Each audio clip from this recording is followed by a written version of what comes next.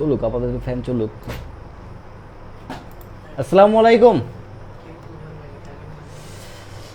আমাদের রাত 8টার সময় লাইভ আসার কথা ছিল, আমরা ঠিক রাত 8টার সময় লাইভে চলে আসলাম। আমরা একটু ওয়েট করি, এখন পর্যন্ত কেউ জয়েন করেনি। লাইভে চলে আসলাম।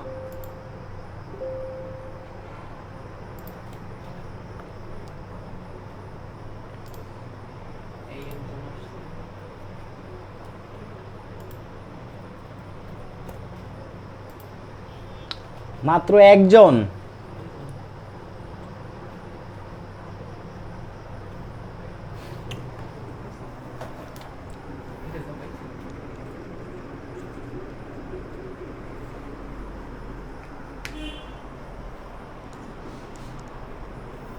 First comment, welcome.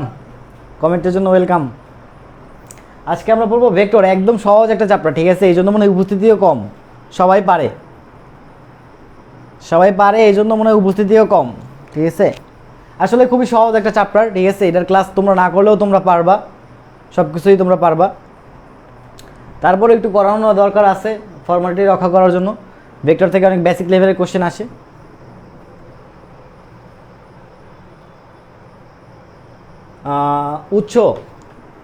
উচ্চ তুমি আবার এক্সাম দাও, সমস্যা নাই। তুমি তোমার রোল দিয়ে আবার তুমি এক্সাম দাও, সমস্যা নাই, তুমি এক্সাম দিতে পারবা, ঠিক আছে? ওকে, তবে সততার সঙ্গে পরীক্ষা দেবা, ঠিক আছে? ওকে, আচ্ছা, তাহলে আমরা ক্লাস শুরু করে দিই, ঠিক আছে? ক্লাসটা শুরু করে দিই। যারা সালাম দিচ্ছ সবাইকে ওয়ালাইকুম আসসালাম। যারা সালাম দিচ্ছ সবাইকে ওয়ালাইকুম আসসালাম, ঠিক আছে?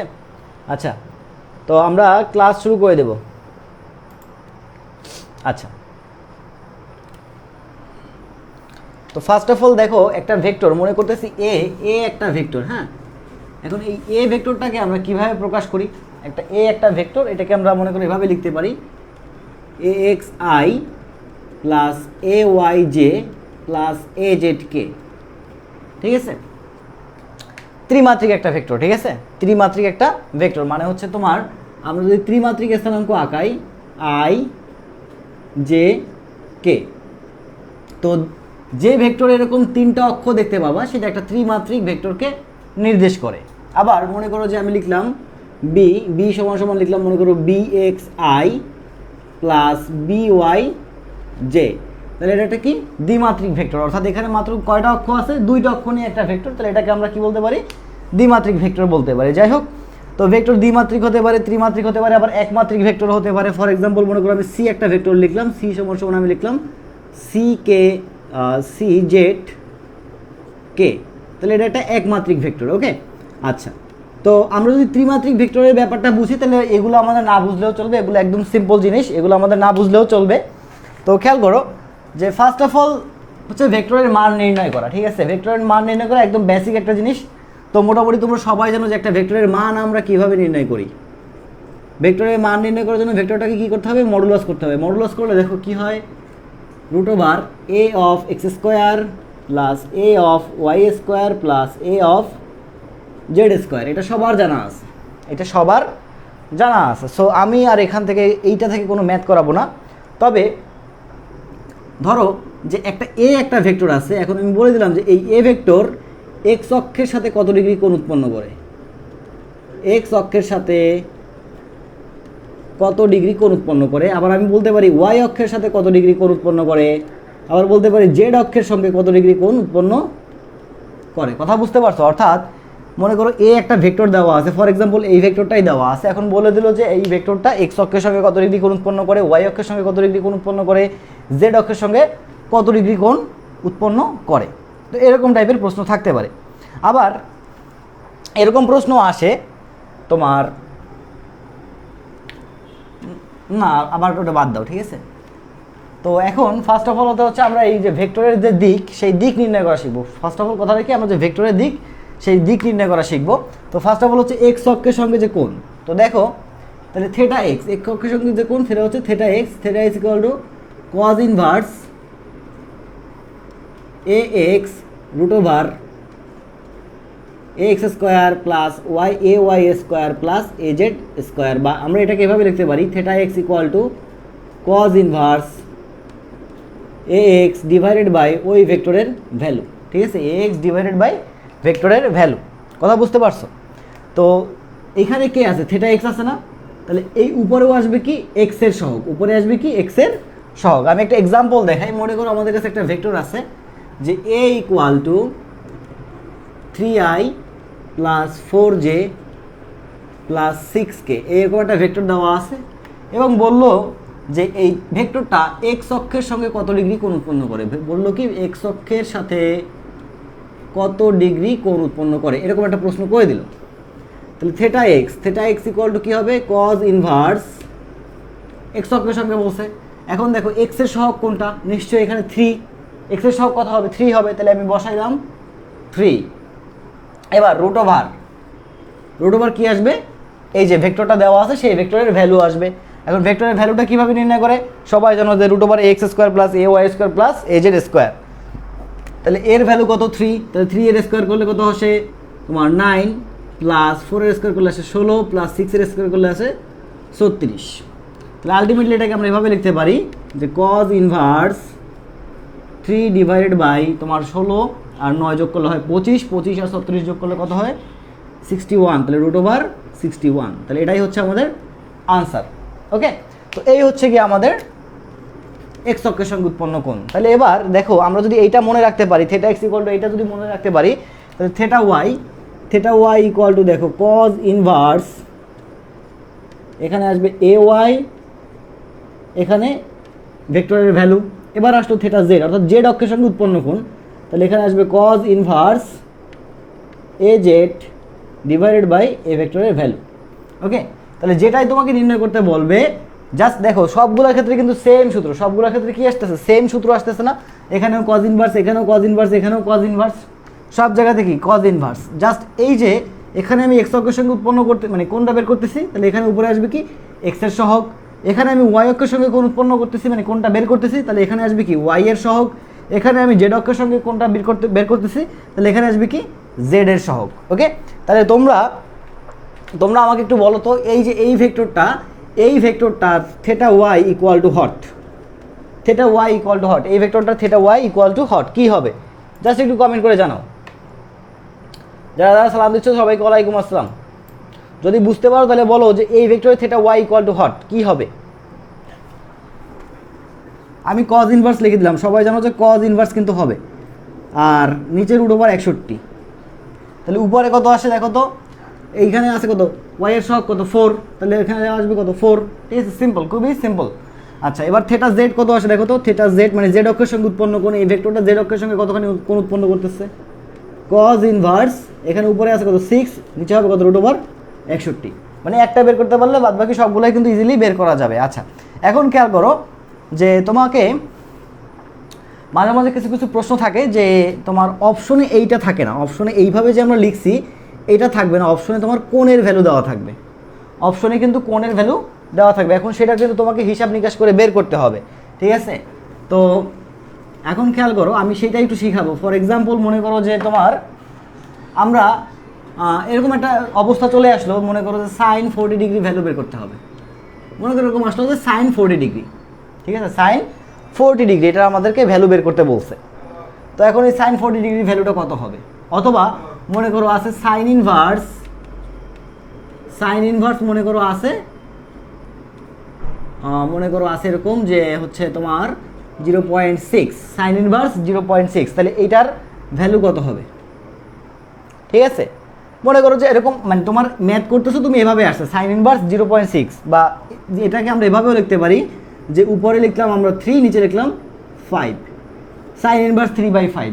এখন তুমি বের করছো এভাবে, বাট অপশনে আছে, আমার কথাটা মনোযোগ দিয়ে শোনো, অপশনে আছে কিভাবে, অপশনে আছে তোমার ধরো যে এরকম আছে 42 ডিগ্রি, তারপরে আছে মনে করো 63 ডিগ্রি, 97 ডিগ্রি, তারপরে মনে করো আছে যে তোমার হচ্ছে 15 ডিগ্রি, এরকম আছে অপশন ডিগ্রিতে আছে। তো এখন তুমি এই যে এইটা থেকে কিভাবে এই খাতে কনভার্ট করবো, তাও আবার উইথাউট ক্যালকুলেটর, সেটাই এখন আমি একটু শিখাবো। ঠিক আছে, সেটাই আমি শিখাবো। তো খেয়াল করো, একটু মনোযোগ সহকারে খেয়াল করবে, এটা কিন্তু তোমার অনেক কিছুতে কাজে লাগবে, অনেক জায়গাতে এটা কাজে লাগবে।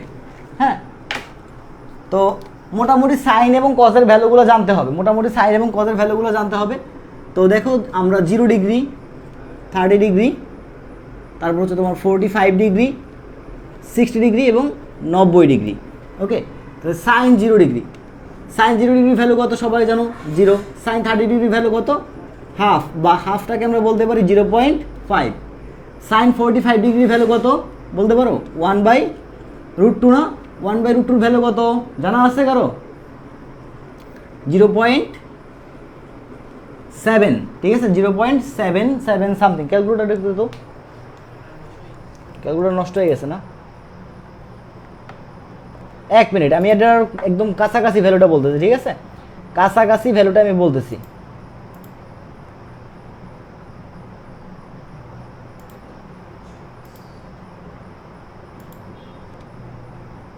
হুম 0.707। তারপর sine 60 degree, sine 60 degree value কত √3/2, যেটাকে আমরা বলতে পারি 0.866। আর সাইন 90 ডিগ্রি, সাইন 90 ডিগ্রি ভ্যালুটাকে আমরা বলতে পারি 1, ঠিক আছে। তো এইটুকু আমাদের সবার জানা আছে। এবার কসের ক্ষেত্রে কি হয় দেখো তো, কসের ক্ষেত্রে ভ্যালুটা উল্টা হয়ে যায়। তাহলে এখানে আসবে 1, এখানে আসবে তোমার √3/2, যেটাকে আমরা বলছি কত 0.866, আর এখানে 0.707 থাকে যাবে, আর এখানে হবে 0.5, আর এখানে হবে 0। ওকে, তো এই জিনিসটা আপাতত মনে করো আমাদের পুরো মাথায় আছে, ঠিক আছে পুরো মাথায় আমাদের থাকলো। এবার মনে করো তোমার এখানে আছে সাইন ইনভার্স, আচ্ছা সাইন ইনভার্স না, সাইন মনে করো যে আছে তোমার 40 ডিগ্রি, সাইন আছে মনে করো 40 ডিগ্রি। তুমি ম্যাথ করে আসছো, ম্যাথ করে আসার পর দেখতেছো যে তোমাকে সাইন 40 ডিগ্রির ভ্যালুটা বের করতে হবে, বাট অপশনে সাইন 40 ডিগ্রি নাই, অপশনে মনে করো এরকম বিভিন্ন সংখ্যাগত ভ্যালু দেওয়া আছে। তো এখন কি করবা দেখো, এই সাইন 40 ডিগ্রি কার মাঝে আছে, সাইন 40 ডিগ্রি কার মাঝে আছে, নিশ্চয়ই 30 ডিগ্রি এবং 45 ডিগ্রির মাঝে আছে, তাই না 30 ডিগ্রি এবং 45 ডিগ্রির মাঝে আছে।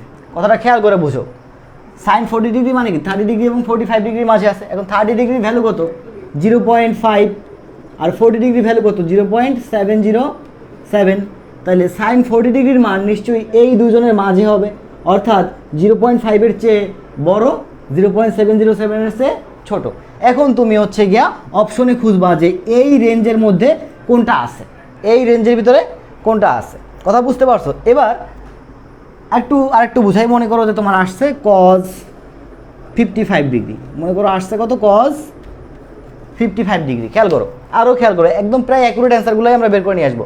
cos 55 ডিগ্রি, তাহলে cos 55 ডিগ্রি, তাহলে দেখো তো 55 কোথায় আছে, নিশ্চয়ই 45 থেকে 60-এর ভিতরে, নিশ্চয়ই 45 থেকে 60-এর ভিতরে আছে, তাই না?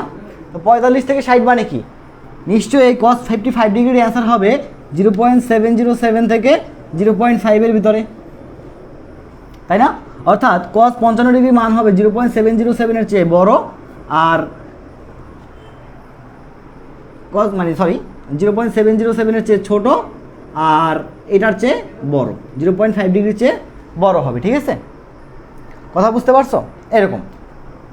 এখন খেয়াল করো যে মনে করো অপশনে এরকম আছে 0. ধরো যে 63, 0.59, 0.60, ঠিক আছে এরকম আছে মনে করো অপশনে। এখন খেয়াল করো যে কোন অ্যান্সারটা পিক করবা, কারণ এই যে তিনটা ভ্যালু দেওয়া আছে, খেয়াল করো কিন্তু এই যে তিনটা ভ্যালু দেওয়া আছে, এই তিনটা ভ্যালুই কিন্তু এই রেঞ্জের ভিতরে আছে, ঠিক আছে? এই তিনটা ভ্যালুই এই রেঞ্জের ভিতরে দেওয়া আছে। এখন এই ভেতর থেকে তুমি কোন ভ্যালুটা পিক করবা বা কোন ভ্যালুটা নিবা। তো খেয়াল করো এই যে 55 ডিগ্রি, এই 55 ডিগ্রি কার কাছাকাছি দেখো তো, 55 ডিগ্রি নিশ্চয়ই 60 ডিগ্রির কাছাকাছি। 55 ডিগ্রি কার কাছাকাছি, 60-এর কাছাকাছি না?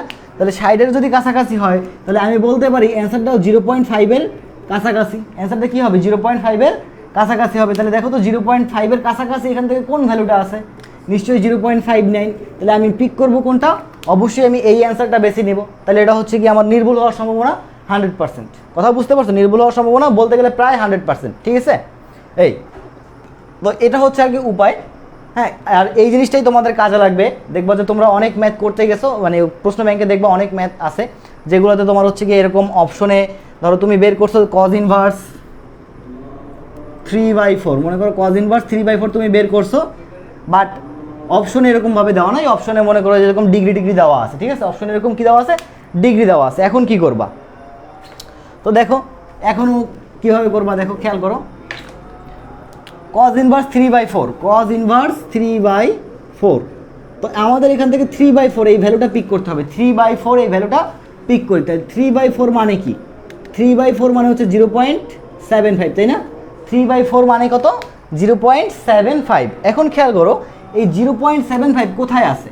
তোমার এই যে ভ্যালুগুলো আছে না, এই যে খেয়াল করো এই যে ভ্যালুগুলো, এই ভ্যালুগুলোর ভিতরে 0.75 কোথায় আছে একটু চিন্তা করে দেখো তো। নিশ্চয়ই এই যে 0.866 থেকে 0.707 এর ভিতরে আছে এই ভ্যালুগুলো, তাই না? কথাটা বোঝার চেষ্টা করো, কিন্তু 0.866 থেকে 0.707 এর ভিতরে কি আছে? 0.75 আছে। এখন 0.75 কার কাছাকাছি? 866 এর কাছাকাছি নাকি 0.707 এর কাছাকাছি? নিশ্চয়ই 0.707 এর কাছাকাছি।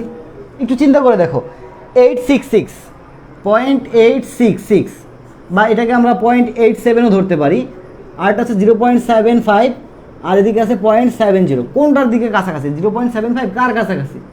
নিশ্চয়ই 0.70 এর কাছাকাছি।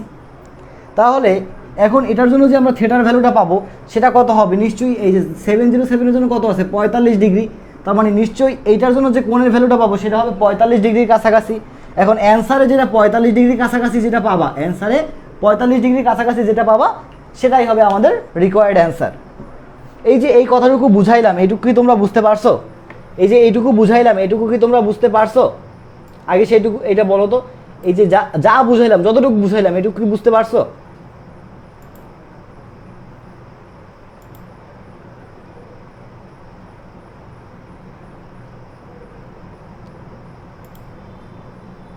ভেরি গুড, যারা যারা বুঝতে পারছো যথেষ্ট মানে সবাইকে ধন্যবাদ। Very good, very good, very good. Okay, আচ্ছা এবারে খেয়াল করো একক ভেক্টর, এটা আমরা মোটামুটি সবাই নির্ণয় করতে পারি যে একক ভেক্টর কেমনে নির্ণয় করে বা একক ভেক্টর কী জিনিস। দেখো যে একক ভেক্টর এটাকে আমরা মনে করো ক্যাপ চিহ্ন দ্বারা প্রকাশ করি। কী দ্বারা প্রকাশ করি? ক্যাপ চিহ্ন। আর একক ভেক্টর কি? একক ভেক্টর হচ্ছে কোনো ভেক্টরকে ওই ভেক্টরের মান দ্বারা যদি আমরা ভাগ করি, কোনো ভেক্টরকে যদি ওই ভেক্টরের আমরা মান দ্বারা ভাগ করি তাহলেই আমরা কি পাবো? ওই ভেক্টরের একক ভেক্টর পাবো। তাহলে মনে করো যে এ ভেক্টর, এই এ ভেক্টর সমান সমান মনে করো আমরা পাচ্ছি AXI plus AYJ plus AZK। তাহলে এখন এটার একক ভেক্টর কী হবে দেখো তো, খেয়াল করো। তাহলে এটার মান কত আসে? এটার মান হচ্ছে তোমার এরকম AX square plus AY square plus AZ square. Okay, তাহলে এ ক্যাপ সমান সমান কত আসতেছে দেখো তো, এ ক্যাপ সমান সমান আসতেছে এরকম, সরি আগে আমরা ভেক্টরটা লিখবো AXI plus AYJ plus AZK divided by দেখো তো AX square plus AY square plus AZ square. Sorry এখানে একটা রুট ছিল, রুটটা দিতে ভুলে গেছি, এই যে রুট। ওকে, ক্লিয়ার? তো এখন এখান থেকে যদি প্রশ্ন আসে, এটা একটা বাচ্চারাও পারবে। এখান থেকে যদি প্রশ্ন আসে একটা বাচ্চারাও কিন্তু এই প্রশ্নের উত্তর করতে পারবে, কারণ এটা তোমরা সবাই শিখে আসছো। সো আমি আর নতুন করে একক ভেক্টর বের করা শিখাবো না, কারণ এটা তোমরা সবাই পারো। আমি কি এটা স্কিপ করে যাব? বলো, আমি কি এটা স্কিপ করে যাব? বলো।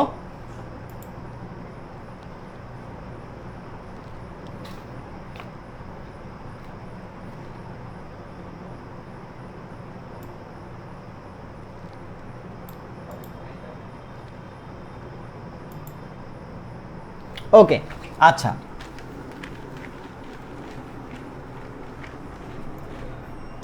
ভেক্টরের যোগও সবাই পারো, ভেক্টরের যোগ বিয়োগ, ঠিক আছে? ভেক্টরের যোগ বিয়োগ এটাও সবাই মোটামুটি কম বেশি পারো, ঠিক আছে? এটা কারো কোনো প্রবলেম নাই যোগ বিয়োগে। তারপরও একটা দেখাই দিই, মনে করো এই টাইপের কোশ্চেন আসে যে একটি কণার উপর নিচের 4টি বল ক্রিয়াশীল, নিচের 4টি বল ক্রিয়াশীল, তাহলে লব্ধি বল কত? তাহলে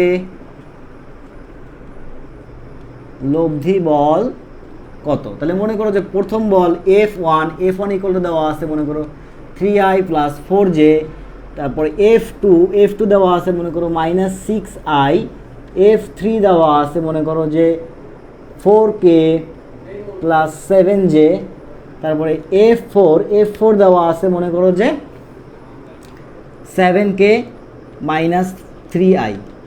মনে করো এরকম 4টা বল দেওয়া আছে, ঠিক আছে? তো এই 4টা বল কি করতেছে? একটা কণার উপরে ক্রিয়াশীল, কথাটা বুঝো। এই 4টা বল কি আছে? একটা কণার উপরে ক্রিয়াশীল। তো এখন আমাদেরকে কি বের করতে বলছে? লব্ধি বল কত হবে? লব্ধি বল কত হবে? সো জিনিসটা হচ্ছে এরকম, যদি আমরা চিত্র আঁকি, দেখো এটা কণা, মনে করো এটার উপর এখানে F1 বল ক্রিয়াশীল, এখানে F2 বল ক্রিয়াশীল, এখানে F3 বল ক্রিয়াশীল, আর এখানে F4 বল ক্রিয়াশীল। ঠিক আছে, তাহলে লব্ধি বল কত হবে? তো ধরে নিচ্ছি যে লব্ধি বলটা এই বরাবর কাজ করবে। কিন্তু দেখো যদি দুইটা বল থাকতো তখন তুমি সামান্তরিকের যে লব্ধি নির্ণয় সূত্র আছে না, কথাটা বুঝো, যদি দুইটা বল থাকতো তাহলে সামান্তরিকের যে লব্ধি নির্ণয় সূত্র আছে সেটা তুমি অ্যাপ্লাই করতা। আর এখানে লব্ধি মানে এখানে কয়টা আছে? চারটা আছে, তাই না? এখানে কয়টা আছে? চারটা বল আছে। সো আমরা একদম সিম্পলি করবো এটা, সিম্পলি দেখো যে লব্ধি বল আমরা ধরলাম এফ ইকুয়াল টু হবে F1 plus F2 plus F3 plus F4, just যোগ করতে হবে। ঠিক আছে, জাস্ট কি করবা? যোগ করবা, তাহলে তুমি তোমার কিন্তু অ্যান্সারটা পেয়ে যাবা। ঠিক আছে, বুঝতে পারছি?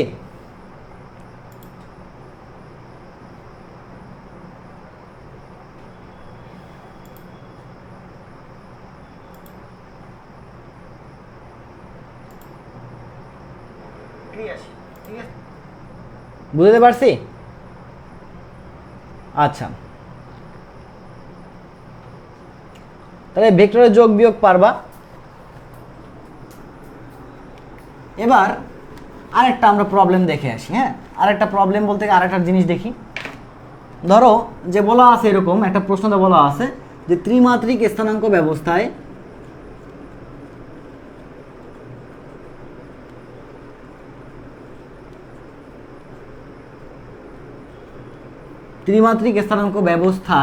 ব্যবস্থায় P4 3 - 5 একটি বিন্দু হলে অবস্থান ভেক্টর কত?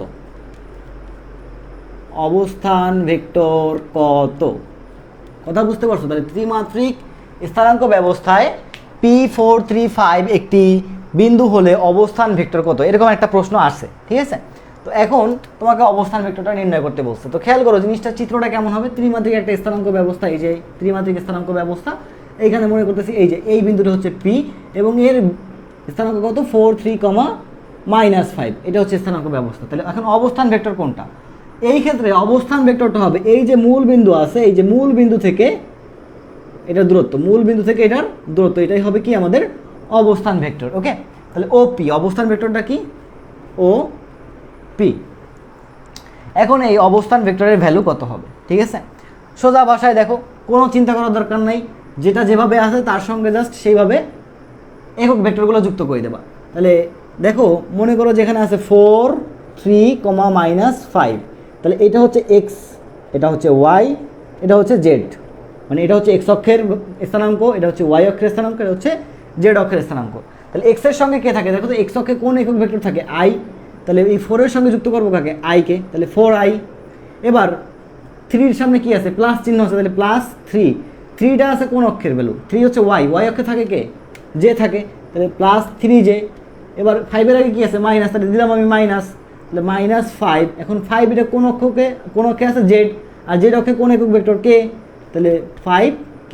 তাহলে OP = 4i + 3j - 5k। তাহলে এটা হচ্ছে আমাদের অবস্থান ভেক্টর। তাহলে মাঝে মধ্যে এভাবেও কোশ্চেন দেয় যে ত্রিমাত্রিক স্থানাঙ্ক ব্যবস্থা, একটা বিন্দু দেওয়া থাকবে, সেই বিন্দু থেকে তোমাকে কি নির্ণয় করতে বলবে? অবস্থান ভেক্টরটা নির্ণয় করতে বলবে। সো একদম সিম্পলি এভাবে বের করে দেওয়া থাকবে, মানে প্রশ্ন দেওয়া থাকলেই বুঝে যাবা, মানে প্রশ্নের যে ভ্যালুটা দেওয়া থাকবে বা প্রশ্নের যে মান দেওয়া থাকবে ওটাই তোমার অ্যান্সার, জাস্ট তোমাকে i j কে এগুলো অ্যাড করতে হবে।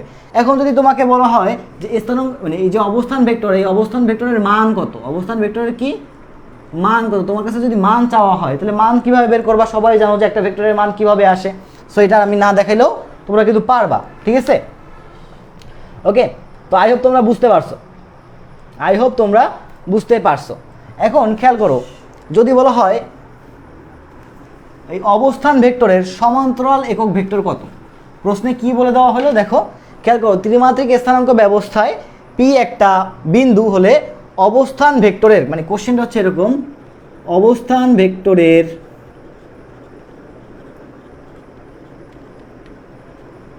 সমান্তরাল একক ভেক্টর কত? অবস্থান ভেক্টরের সমান্তরাল একক ভেক্টর কত? মনে করো এরকম একটা কোশ্চেন দেওয়া হলো, মানে এই উদ্দীপকের এই একটা কোশ্চেন আছে। এখন তোমার মাথায় একটু প্যাচ লাগতে পারে যে কী রে সমান্তরাল একক ভেক্টর কী জিনিস, এটা তোমার মাথায় প্যাচ লাগতে পারে। আসলে কিন্তু কোনো পেঁচানো কিছু নাই, জাস্ট তোমাকে একটু ভরকায় দেওয়ার জন্য কোশ্চেনটা একটু ঘুরাই করছে, আসলে পেঁচানো কিছুই নাই। জাস্ট তোমাকে একটু আগে যেভাবে একক ভেক্টর নির্ণয় করছো বা একক ভেক্টর নির্ণয় করা শিখছো, ঠিক সেভাবেই করবা। যে তোমাকে কি নির্ণয় করতে বলছে, একক ভেক্টর নির্ণয় করতে বলছে। তাহলে একক ভেক্টর কীভাবে নির্ণয় করতাম আমরা, সূত্র কি, এ ক্যাপ সমান সমান উপরে এ ভেক্টর, নিচে কি ওই এ ভেক্টরের ভ্যালু। তাহলে এখন দেখো উপরে এ ভেক্টর বলতে এই যে অবস্থান ভেক্টরটা কত আছে, 4i plus 3j minus 5k বসাই দিলাম এটা, ঠিক আছে। এবার তোমাকে কি নির্ণয় করতে বলছে দেখো তো, তোমাকে একক ভেক্টর নির্ণয় করতে গেলে কি লাগবে, আর তোমার দেখো তো মান লাগবে, তাই না। তাহলে মানটা কত, √4 স্কোয়ার, 4 স্কোয়ার করলে আসে 16, 3 স্কোয়ার করলে আসে 9 এবং 5 স্কোয়ার করলে আসে 25। তাহলে আলটিমেটলি দেখো তো 4i plus 3j minus 5k, আর ভ্যালুটা কত দেখো তো, 16 আর 9 যোগ করলে 25, আর 25 যোগ করলে কত হয় 50, তাহলে √50। ওকে, তাহলে এটাই হচ্ছে সমান্তরাল একক ভেক্টর, এটাই কি সমান্তরাল একক ভেক্টর, কথাটা বুঝো। কিন্তু প্রশ্নে যদি এখানে লম্ব একক ভেক্টর বলতো, প্রশ্নে যদি কি বলতো লম্ব একক ভেক্টর, প্রশ্নে যদি লম্ব একক ভেক্টর বলতো তখন কিন্তু হিসাবটা একটু ভিন্ন হয়ে যেত, ঠিক আছে। প্রশ্নে যদি লম্ব একক ভেক্টর বলা হয়তো তাহলে কিন্তু হিসাবটা একটু ভিন্ন হয়ে যেত। তাহলে এখন দেখো এতক্ষণ যে আমরা একক ভেক্টর নির্ণয় করা শিখছি সেটা ছিল তোমার সমান্তরাল একক ভেক্টর, সমান্তরাল একক ভেক্টর। কিন্তু যখনই লম্ব একক ভেক্টর বলবে তখন কিন্তু হিসাবটা অন্যরকম। তো তখন হিসাবটা কেমন দেখো, লম্ব একক ভেক্টরের সূত্রটা কি দেখো, ধরো যে এ এবং বি দুইটা ভেক্টর, এ এবং বি দুইটা ভেক্টর। এখন তোমার এদের লম্ব একক ভেক্টর নির্ণয় করতে বলছে, ঠিক আছে।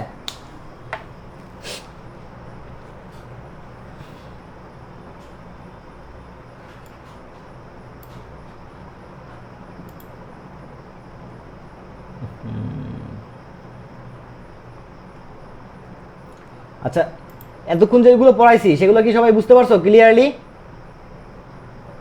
এতক্ষণ যেগুলো পড়াইছি এগুলো কি ক্লিয়ারলি সবাই বুঝতে পারছো?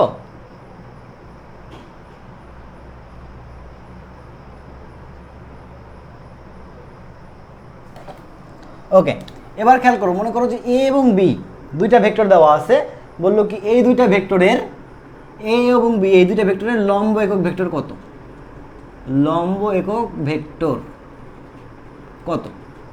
তো দেখো যখন লম্ব একক ভেক্টর বের করতে বলা হবে, যখন লম্ব একক ভেক্টর বের করতে বলা হবে তখন মোটামুটি শিওর থাকবো যে দুইটা ভেক্টর দেওয়া থাকবে। তখন কয়টা ভেক্টর দেওয়া থাকবে, দুইটা ভেক্টর দেওয়া থাকবে। আগে যে প্রশ্নটা করছি ওখানে ভেক্টর দেওয়া ছিল কয়টা, ওখানে ভেক্টর দেওয়া ছিল মাত্র একটা দেওয়া ছিল। সো ওইটা শুধুমাত্র সমান্তরাল একক ভেক্টর হবে, বাট লম্ব একক ভেক্টর হবে না। কিন্তু লম্ব একক ভেক্টর বের করতে গেলে আমাদের দুইটা ভেক্টর লাগবে, একটা হচ্ছে এ এবং বি, ঠিক আছে। তো মনে করো তাহলে প্রশ্নে বললো কি এ এবং বি এর লম্ব একক ভেক্টরটা বের করো, এ এবং বি এর লম্ব একক ভেক্টরটা বের করতে বলছে।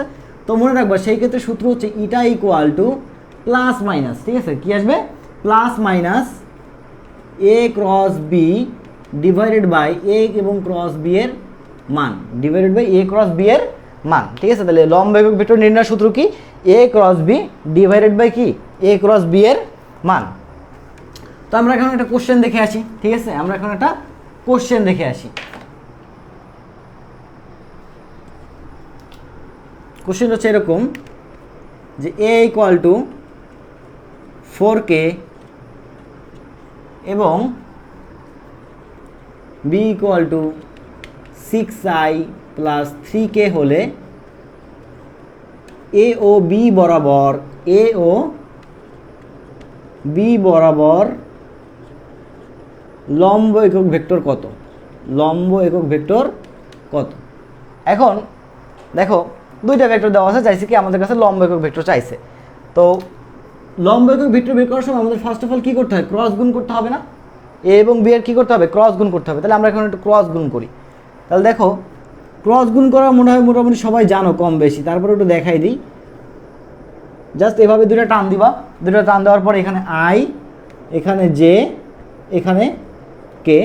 এবার দেখো খেয়াল করো যে ফার্স্টে কাকে নিচ্ছ তুমি, এখানে ফার্স্টে কাকে লিখছো, এ, ফার্স্টে কাকে লিখছো, এ কে লিখছো। তাহলে এই যে সেকেন্ড যে রোটা আছে সেকেন্ড রোতে তোমার এর ভ্যালুগুলো লিখতে হবে, আর থার্ড যে রোটা আছে থার্ড রোতে তোমার বি এর ভ্যালুগুলো লিখতে হবে। ওকে, তাহলে এর ভ্যালু দেখো তো, এর এখানে আই আছে নাই, তাহলে আই এর এখানে কত আসবে, 0 আসবে। হ্যাঁ, আচ্ছা জে আছে, দেখো তো এ ভেক্টরে কি কোনো জে আছে, জে নাই, তাহলে জের এখানে কত আসবে, 0 আসবে। কে আছে, কে এর সহগ কত, 4, তাহলে দিলাম আমি 4। ঠিক সেমভাবে দেখো যে বি ভেক্টর এখানে কত আছে, 6i প্লাস 3k, তাহলে আই এর এখানে কত আসবে, 6। জে আছে কোনো এখানে নাই, তাহলে জে এর এখানে আসবে কত, 0। কে আছে, হ্যাঁ কে এর কত আছে, 3 আছে সব, তাহলে এখানে আসবে কত, 3। ওকে, তাহলে এবার আমরা এটার ভ্যালুগুলো নির্ণয় করি। দেখো আই, তাহলে আমরা নিলাম কাকে, আইকে নিলাম, তাহলে এইটা আর এইটা বাদ যাবে, মানে এই রো এবং এই কলাম বাদ যাবে, তাহলে 0 গুণ 3 কত হয়, 0 হয়। 0 গুণ 4 করলে কত হয়, 0 হয়, তাহলে আলটিমেটলি 0 মাইনাস 0। এবার জে নিব, জে এর আগে কি আসে, একটা মাইনাস আছে, তাহলে লিখলাম মাইনাস জে। এবার দেখো তো, তাহলে এই যে এই সারি এবং এই কলাম বাদ যাবে, তাহলে 0 এবং 3 গুণ করলে কত আসে, দেখো তো 0 এবং 3 গুণ করলে আসে 3, মাইনাস 6 এবং 4 গুণ করলে কত আসে, 24, প্লাস কে। এবার কে নিচ্ছি, তো যদি কে নিই তাহলে দেখো তো কোনটা কোনটা বাদ যাবে, নিশ্চয়ই এইটা আর এটা বাদ যাবে। তাহলে দেখো তো এখানে সবগুলো কি 0 আছে, তাহলে কে এর এখানে কত আসবে, 0 আসবে।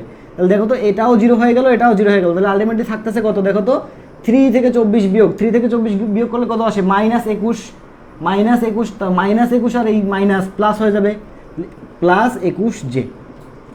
ওকে, তাহলে এটাই হচ্ছে আমাদের অ্যান্সার। ঠিক আছে, সরি অ্যান্সার না, তাহলে আমরা লম্ব একক ভেক্টরের ভ্যালু কত পাইলাম, প্লাস এ ক্রস বি এর ভ্যালু কত পাইলাম, প্লাস 21 জে পাইলাম। ওকে, এবার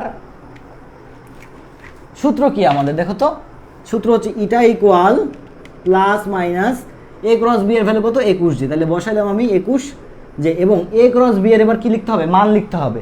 তাহলে দেখো এটার মানটা আমরা একটু বের করি।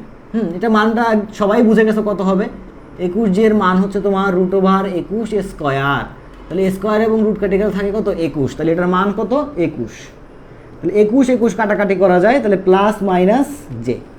তাহলে আমরা যে প্রশ্নটা ছিল সেই প্রশ্নের অ্যান্সার কত পেলাম, প্লাস মাইনাস জে। ঠিক আছে, তাহলে এটাই হচ্ছে আমাদের রিকোয়ার্ড অ্যান্সার। কথা বুঝতে পারছো?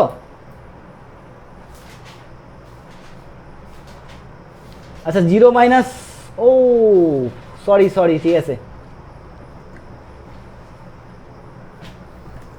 ওকে আচ্ছা যাই হোক, সরি, ঠিক আছে, মাঝে মধ্যে মিস্টেক হয়ে যায়। ঠিক আছে, তাহলে এখানে যদি 0 হয় তাহলে এখানে কত আসে, মাইনাসে প্লাস 24 জে। ঠিক আছে, 24 জে যদি আসে তাহলে উপরে 21, উপরে 24 জে আর নিচে আসতেছে 24, তাহলে কাটাকাটি করলে ওই যে দেখো plus minus J.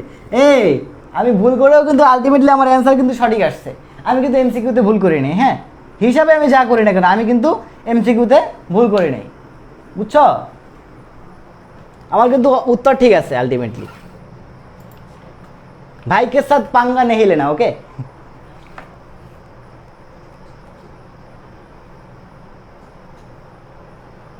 Ultimate answer ঠিক আছে কিনা? यस, आंसर তো জেই আসছে, তাই না? প্লাস মাইনাস জেই আসছে। সো ভাইয়া রক্স, ইউ শক্স। ওকে,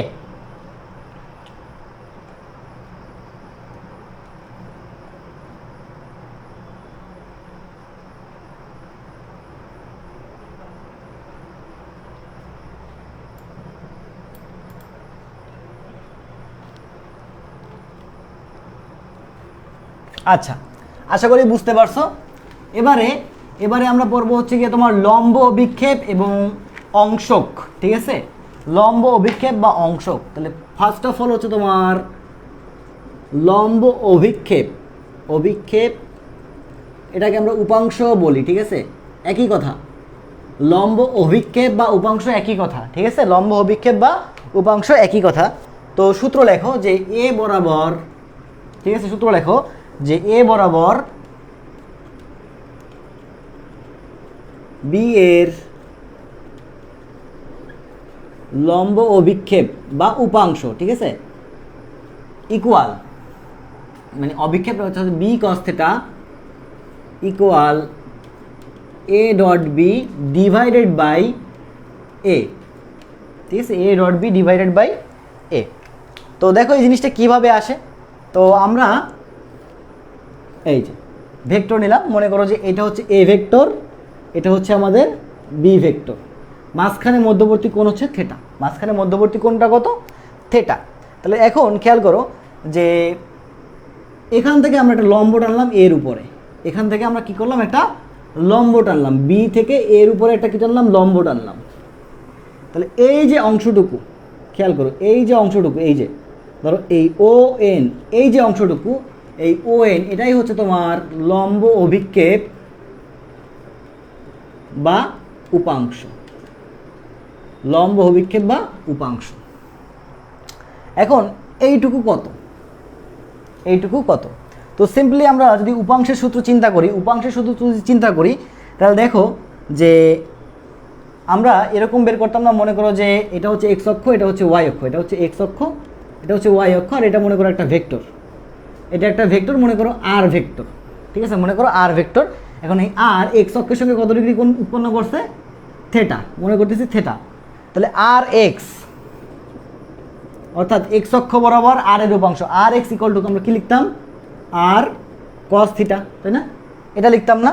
এই আর এক্স এটাই ছিল কি? আর এর এক্স অক্ষ বরাবর উপাংশ। তো ঠিক সেমভাবে দেখো, এটাকে আমরা এখন এক্স অক্ষ যদি কল্পনা করি, এটাকে যদি আমরা এক্স অক্ষ কল্পনা করি, আর এইটাকে সেই যদি এই যে এটাকে যদি আমরা সেই আর ভেক্টর কল্পনা করি, তাহলে এখন খেয়াল করো যে এই যে এইটা, এটাই হচ্ছে তো তোমার এর উপরে বি এর কি?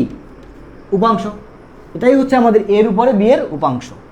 তাহলে দেখো তো কি আসে? B x equal to b cos theta আসে, তাই না? বি এক্স ইকুয়াল টু কি? B cos theta, right? আশা করি কারো কোনো কনফিউশন এখানে নাই। সো তাহলে আমরা বলতে পারি যে ও এন সমান সমান বি কস থিটা। তাহলে এইটুকু অংশ আমরা বলতে পারি যে এই যে এইটুকু অংশ ও এন, এই ও এন সমান সমান আমরা বলতে পারি বি কস থিটা। এখন বি কস থিটা আসলো। আচ্ছা, আমরা কিন্তু এটা জানি যে এ এবং বি দুইটা ভেক্টরের গুণফল, ডট গুণফল, এ এবং বি দুইটা ভেক্টরের ডট গুণফল কি? A B cos theta, A B cos theta, right? তাহলে দেখো তো আমাদের দরকার কি? বি কস থিটা আমাদের দরকার, তাই না? বি কস থিটার ভ্যালু বের করতে পারলেই তো আমরা লম্ব অভিক্ষেপ বা উপাংশটা বের করতে পারবো, তাই না? কি বললাম? দেখো বি কস থিটার ভ্যালু বের করতে পারলে আমরা কি বের করতে পারবো? লম্ব অভিক্ষেপটা বের করতে পারবো। তাহলে এই যে এখানে আছে বি কস থিটা, তাহলে B cos theta equal to ultimately কি আসে? দেখো তো A dot B divided by এই এ চলে আসবে কি? নিচে চলে আসবে। তাহলে ধরো যে দেখো এখন মনে করো এত কিছু তো আর তোমার পরীক্ষার হলে মাথায় কাজ করবে না। তাহলে পরীক্ষার হলে কী করবা? দেখো এ বরাবর বি এর লম্ব অভিক্ষেপ। এখন এই কথাটা বুঝতে হবে যে এ বরাবর বি এর লম্ব অভিক্ষেপ, তার মানে হচ্ছে এ হচ্ছে নিচে, বি আছে উপরে। এ হচ্ছে কোথায়? নিচে, বি আছে উপরে। তাহলে বি এর লম্ব বিক্ষেপ বের করতে হবে। তাহলে বি কস থিটা, তাহলে কি লিখবা? B cos theta. নিচে আছে কে? এ আছে, তাহলে নিচে দেবো কাকে? এ কে, আর উপরে এ এবং বি এর ডট গুণফল। ক্লিয়ার? আমি আরেকটা দেখাই দিই। ধরো যে এবার আছে, মনে করো যে প্রশ্নে বললো কি যে পি বরাবর কিউ এর উপাংশ বের করো বা লম্ব বিক্ষেপ বের করো। উপাংশ আর লম্ব বিক্ষেপ কিন্তু সেম। পি বরাবর কিউ এর উপাংশ বের করো। তাহলে কার উপাংশ? কিউ এর উপাংশ, রাইট? তাহলে আমরা লিখবো কি? Q cos theta, Q cos theta equal. এখন পি বরাবর কিউ এর কস থিটা, কিউ এর উপাংশ, তাহলে পি নিচে কিউ উপরে। তাহলে যে নিচে আছে তাকে আমরা কি করব? নিচে লিখবো। তাহলে নিচে লিখলাম, আর উপরে কি হবে? উপরে হবে ওই দুইটার ডট গুণফল। ক্লিয়ার? এটুকু বুঝতে পারছো? উপাংশ নির্ণয় এটুকু বুঝতে পারছো?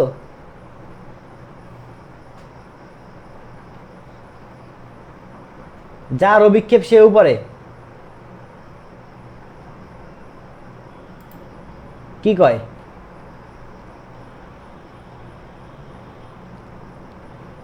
ওরে পাগল, আমি তো সূত্র মনে রাখার জন্য বলতেছি এগুলা, ঠিক আছে?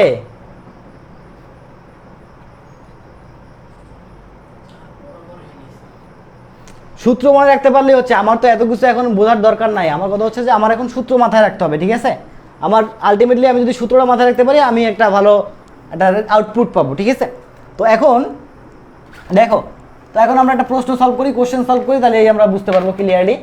একটা কোশ্চেন মনে করো যে আসলো এরকম যে দেওয়া আছে a equal to i minus J plus k এবং b equal i plus 2j plus 2k, ঠিক আছে। এই দেওয়া আছে, বললো কি যে তোমার বি বরাবর এ এর উপাংশ বের করো, এ এর উপাংশ বের করো, ঠিক আছে, এভাবে বললো। তো এখন দেখো আমরা সূত্র তৈরি করি, সূত্র সাজাই।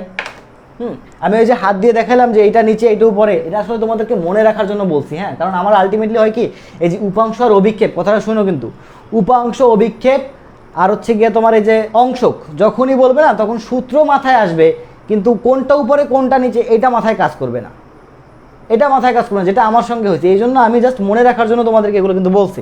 তো খেয়াল করো যে এ ইকুয়াল টু দেওয়া আছে কত I minus J plus K, আর বি দেওয়া আছে কত I plus 2j plus 2k।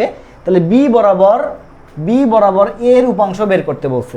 তাহলে বি বরাবর এর উপাংশ যদি বের করতে বলি, তাহলে দেখো বি বরাবর এ, তাহলে বি বরাবর এ, তাহলে আমি এখন দেখো এইভাবে আঁকলাম, তাহলে এই যে বি এ, তাহলে বি বরাবর এই যে এর উপর, তাহলে এইটুকু আমাদের বের করতে হবে, তাই না? তাহলে এইটুকু কত হবে এ কস থিটা, এ কস থিটা। তাহলে উপরে কি আসবে এ এবং বি এর ডট গুণফল, এ এবং বি এর ডট গুণফল। তাহলে এখন কার বরাবর বি বরাবর, তাহলে বি আসবে কোথায় নিচে, তাহলে বি এর মানটা কোথায় আসবে নিচে আসবে। তাহলে এবার দেখো এ এবং বি এর ডট গুণফল আমরা বের করতে পারবো না এখান থেকে, তাহলে এ ডট বি কত আসে দেখো তো i minus J plus k, okay, i minus J plus k এবং i plus 2j plus 2k। তাহলে দেখো তো আই এবং আই গুণ করলে কত আসে 1 প্লাস মাইনাস জে এবং মাইনাস 2 গুণ করলে কত আসে মাইনাস 2 প্লাস কে এবং 2 প্লাস 2k গুণ করলে কত আসে প্লাস 2, কাটাকাটি গেলে থাকে কত 1 থাকে। তাহলে উপরে আসতেছে 1, আর বি ভেক্টরের ভ্যালু কত দেখো তো, বি ভেক্টরের ভ্যালুটা কত আসে দেখো তো রুট ওভার, দেখো তো 1 এর স্কোয়ার করলে 1, 2 এর স্কোয়ার করলে আসে 4, 2 এর স্কোয়ার করলে আসে 4, আলটিমেটলি কত আসে রুট ওভার 9, দ্যাট মিনস 3, তাহলে 1/3, এটাই আমাদের অ্যান্সার। ওকে, ক্লিয়ার, বুঝাতে পারছি? মনে রাখতে হবে অ্যাডেনিকস সূত্র মনে রাখতে হবে, সূত্র মনে রাখতে পারলে কিন্তু কাজ শেষ, ঠিক আছে।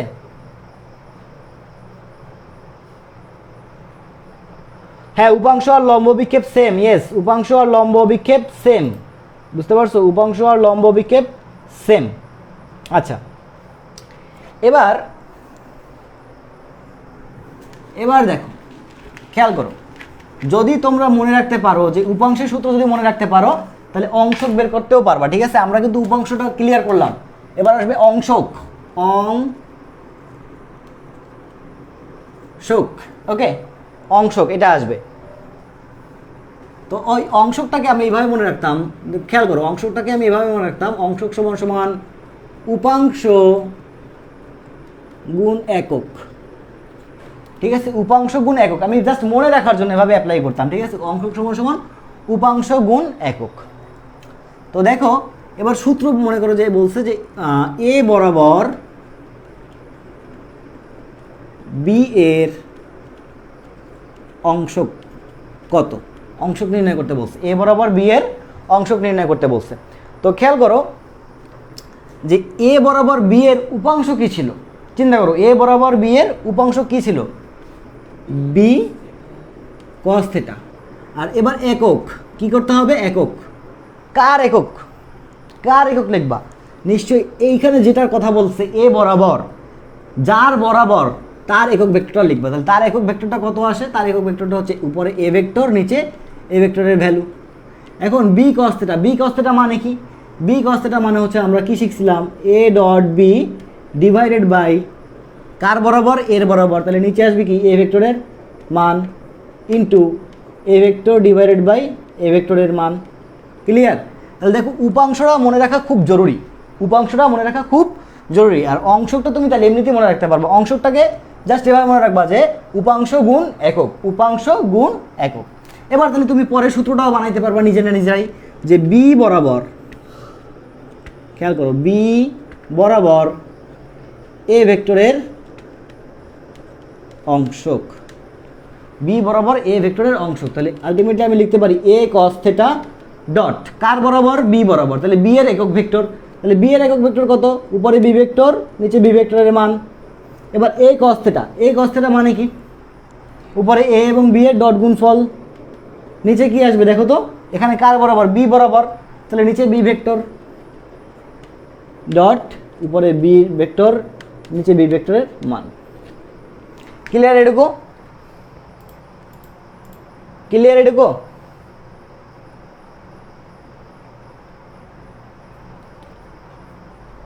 এই এটুকু ক্লিয়ার? এই এটুকু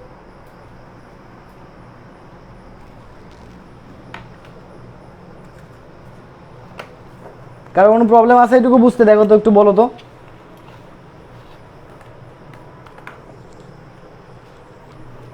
আচ্ছা ওই উপাংশ আর অংশকের এই ঝামেলাটা কি গেছে? উপাংশ আর অংশকের ঝামেলা কি ক্লিয়ার হয়েছে?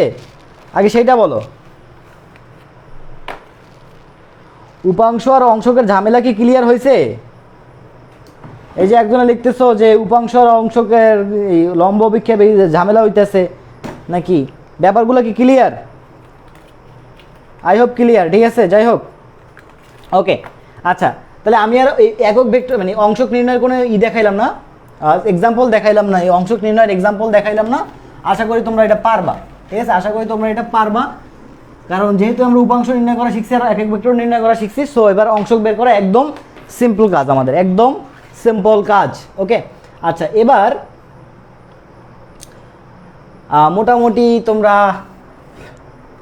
ডট গুণফল আর ক্রস গুণফল সম্পর্কে সবাই জানো। ঠিক আছে, ডট গুণফল মানে কি, দুইটা ভেক্টরের ডট গুণফল করলে আলটিমেটলি কত আসে, এ বি কস থেটা। এখন দেখো এই থেটার ভ্যালু তোমার যদি 90 ডিগ্রি হয়, থেটার ভ্যালু কত হয়, 90 ডিগ্রি। থেটার ভ্যালু 90 ডিগ্রি মানে কি, দুইটা ভেক্টর পরস্পর লম্ব, মনে করো এটা হচ্ছে এ ভেক্টর, এটা হচ্ছে বি ভেক্টর, তাহলে থেটার মান 90 ডিগ্রি মানে দুইটা ভেক্টর পরস্পর লম্ব। থেটার মান যদি 90 ডিগ্রি হয় তখন কস থেটা মানে কস 90 ডিগ্রি ইকুয়াল টু কত আসতেছে, 0 আসতেছে। তাহলে তখন A dot B equal to কত, 0। অর্থাৎ দুইটা ভেক্টর যদি পরস্পর লম্ব হয়, দুইটা ভেক্টর যদি পরস্পর লম্ব হয় তখন তাদের ডট গুণফল কত, 0। এবং এখান থেকে তোমাদের ম্যাথ আসে, কীরকম ম্যাথ আসে দেখো, কোশ্চেন হয় এরকম যে মনে করো যে A vector equal to 3i minus 4j plus 5k এবং B vector equal to 6j minus ak, A ও বি লম্ব হলে, এ ও বি পরস্পর লম্ব হলে, পরস্পর কথা লিখি নেই, লম্ব হলে এ ইকুয়াল টু হট।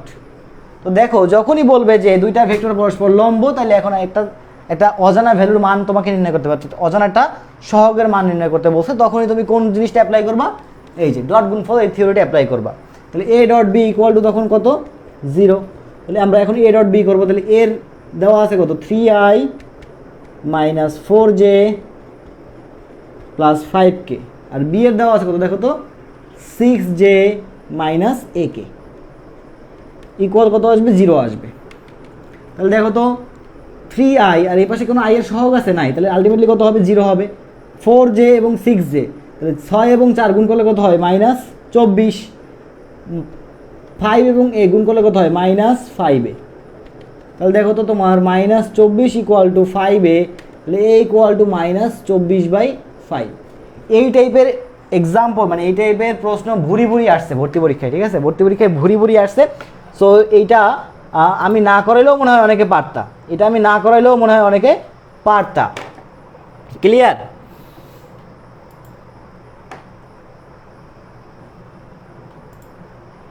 ওকে,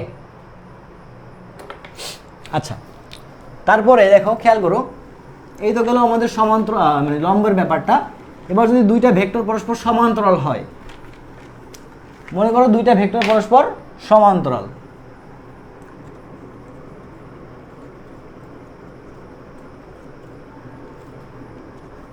দুইটা ভেক্টর পরস্পর সমান্তরাল, ফর এক্সাম্পল এ এবং বি দুইটা ভেক্টর সমান্তরাল মানে কি, চিত্রটা কেমন, এমন এই যে এ ভেক্টর এবং বি ভেক্টর পরস্পর কেমন আছে, সমান্তরাল আছে।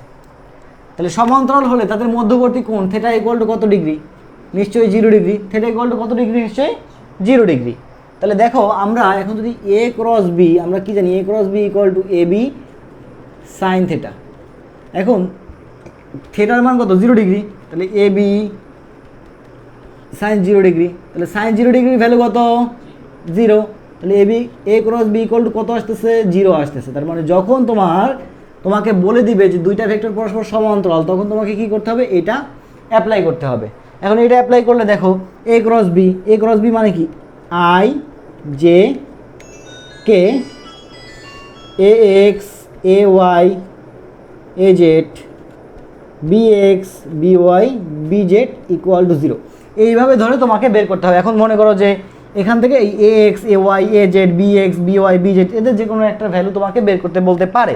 তো কথা হচ্ছে এই প্রসেসটা অনেক জটিল, তো তোমরা মোটামুটি এটা শর্ট প্রসেসটাও তোমরা সবাই জানো হয়তো। শর্ট প্রসেসটা কি দেখো তো, দুইটা ভেক্টর যখন সমান্তরাল হবে তখন আলটিমেটলি এভাবে লেখা যায় a x by b x equal to a y by b y equal to a Z by B z. দুইটা ভেক্টর যদি পরস্পর সমান্তরাল হয় তখন তাদের ক্ষেত্রে এই শর্তটা প্রযোজ্য হয় যে a x by b x equal to a y by b y equal to a Z by B z, এই শর্তটা প্রযোজ্য হয়। এখন এটা ম্যাথ করলে এটা বুঝতে পারবা, হয়তো অনেকে জানো অনেকে জানো না, যারা জানো না তারা ভালো করে খেয়াল করো। যারা জানো না তারা ভালো করে খেয়াল করো। মনে করলো আমি বলে দিলাম যে 3i minus 6j plus 7k, 7k না ধরো প্লাস 9k এবং 4i প্লাস 7j প্লাস মনে করো যে বললো mk পরস্পর সমান্তরাল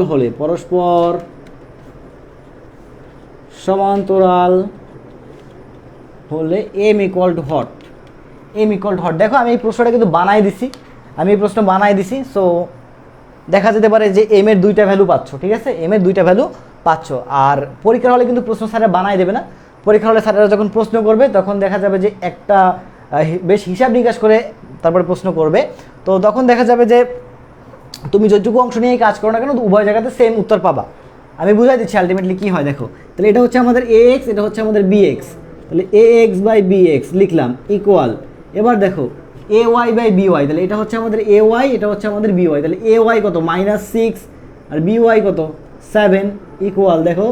এবার A Z by B Z, A Z কত 9 আর বি জেড কত m, তাহলে এবার আমরা যদি এইটুকু পোর্শন নিই 3/4 এবং 9/m, এইটুকু পোর্শন নিই তাহলে দেখো 3/4 ইকুয়াল টু 9/m, তাহলে আলটিমেটলি কত আসতেছে দেখো তো, m ইকুয়াল টু আসতেছে তোমার 4 নং 36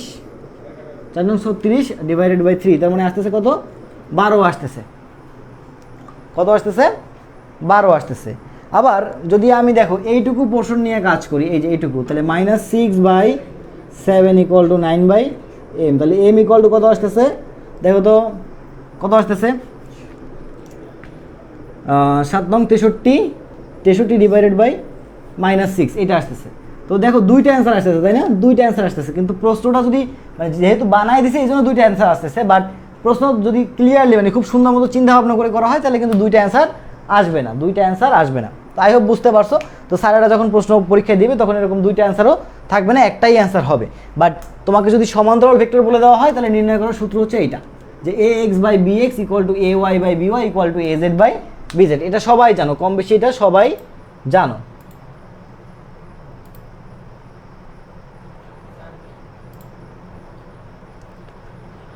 ওকে,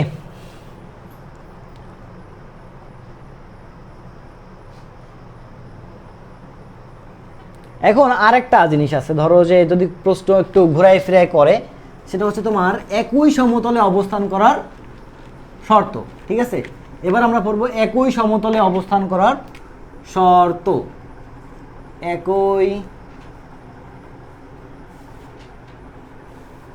অনেকে হয়তো অলরেডি ভেবেও নিছো যে কি হতে পারে অবস্থান করার শর্ত। ধরো যে এই একটা ভেক্টর আছে এ ভেক্টর, এই একটা ভেক্টর আছে বি ভেক্টর, আর এই একটা ভেক্টর আছে সি ভেক্টর, এরা তিনজন একই সমতলে অবস্থান করতেছে। এই জিনিসটা কীরকম, ধরো যদি আমি একটু সিম্পলভাবে বোঝানোর চেষ্টা করি, মনে করো এটা একটা তল, তাই না, এটা একটা তল, খেয়াল করো এটা একটা তল, তাহলে মনে করো এই বরাবর একটা ভেক্টর গেছে, এই বরাবর একটা ভেক্টর গেছে আর এই বরাবর একটা ভেক্টর গেছে। তাহলে তিনটা ভেক্টর যেভাবেই যেদিকেই যাক না কেন তাদের কোনো সমস্যা নেই, বাট আলটিমেটলি কয়টা তলে অবস্থান করতেছে? একটা তলেই তো অবস্থান করতেছে এবং সবগুলো তল কি সেম তল, তার মানে তিনটা ভেক্টর কি করতেছে? একই সমতলে অবস্থান করতেছে। তাহলে তিনটা ভেক্টর যদি একই সমতলে অবস্থান করে সেই ক্ষেত্রে তোমার শর্ত হচ্ছে, তিনটা ভেক্টর যদি একই সমতলে অবস্থান করে সেই ক্ষেত্রে শর্ত হচ্ছে এ dot B cross c equal 0। A dot B cross c equal 0 এটা লেখা যায়, অথবা এটাকে এভাবেও লেখা যায় a cross b dot c equal 0, অথবা এভাবেও লেখা যায়। আর কিভাবে লেখা যায়? ধরো এটাকে এভাবেও লেখা যায় যে a cross c dot B equal 0, অর্থাৎ এই তিনটা শর্তই কার্যকর। ঠিক আছে, এই তিনটা শর্তই কার্যকর। তবে এইটা নিয়ে এটাই বেশি সময় পরীক্ষায় থাকে, এই শর্তটাই পরীক্ষার অপশনে থাকে বেশিরভাগ সময়। তো এখান থেকে কি কি প্রশ্ন হতে পারে? তো সরাসরি বলতে পারে যে তিনটা ভেক্টর একই সমতলে অবস্থান করার শর্ত কি? তিনটা ভেক্টর একই সমতলে অবস্থান করার শর্ত কি? সরাসরি এইটা দেওয়া থাকতে পারে। আর অবশ্যই এখানে তোমরা একটু ক্রস এবং ডটটা খেয়াল করবা যে দুইজন থাকবে ক্রসে আর সেই দুজনের সঙ্গে বাকিটা মানে তৃতীয়টা থাকবে ডট গুণ সম্পর্কে। কথা বুঝতে পারছো? মানে দুইজন থাকবে ক্রস সম্পর্কে, সেই দুইজনের সঙ্গে তৃতীয়জন থাকবে কোন সম্পর্কে? ডট সম্পর্কে। ক্লিয়ার এটুকু? তাহলে এখন এখান থেকে ম্যাথও আসতে পারে। কীরকম ম্যাথ আসতে পারে দেখো, সেটা একটু করেই দেখাই একটা।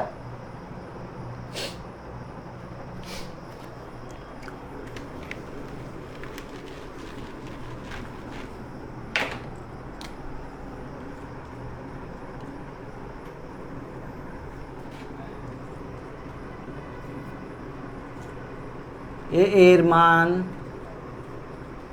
নির্ণয় করো যেন i মাইনাস 3j প্লাস এ কে। আমি এখানে উপরে ক্যাপ চিহ্ন দিলাম না, ঠিক আছে? উপরে ক্যাপ চিহ্ন দিলাম না কারণ এটা আমার কাছে দেওয়া পেইন লাগে। 2i প্লাস জে মাইনাস কে এবং 3i minus 2j plus 4k তিনটি ভেক্টর একই সমতলে অবস্থান করে।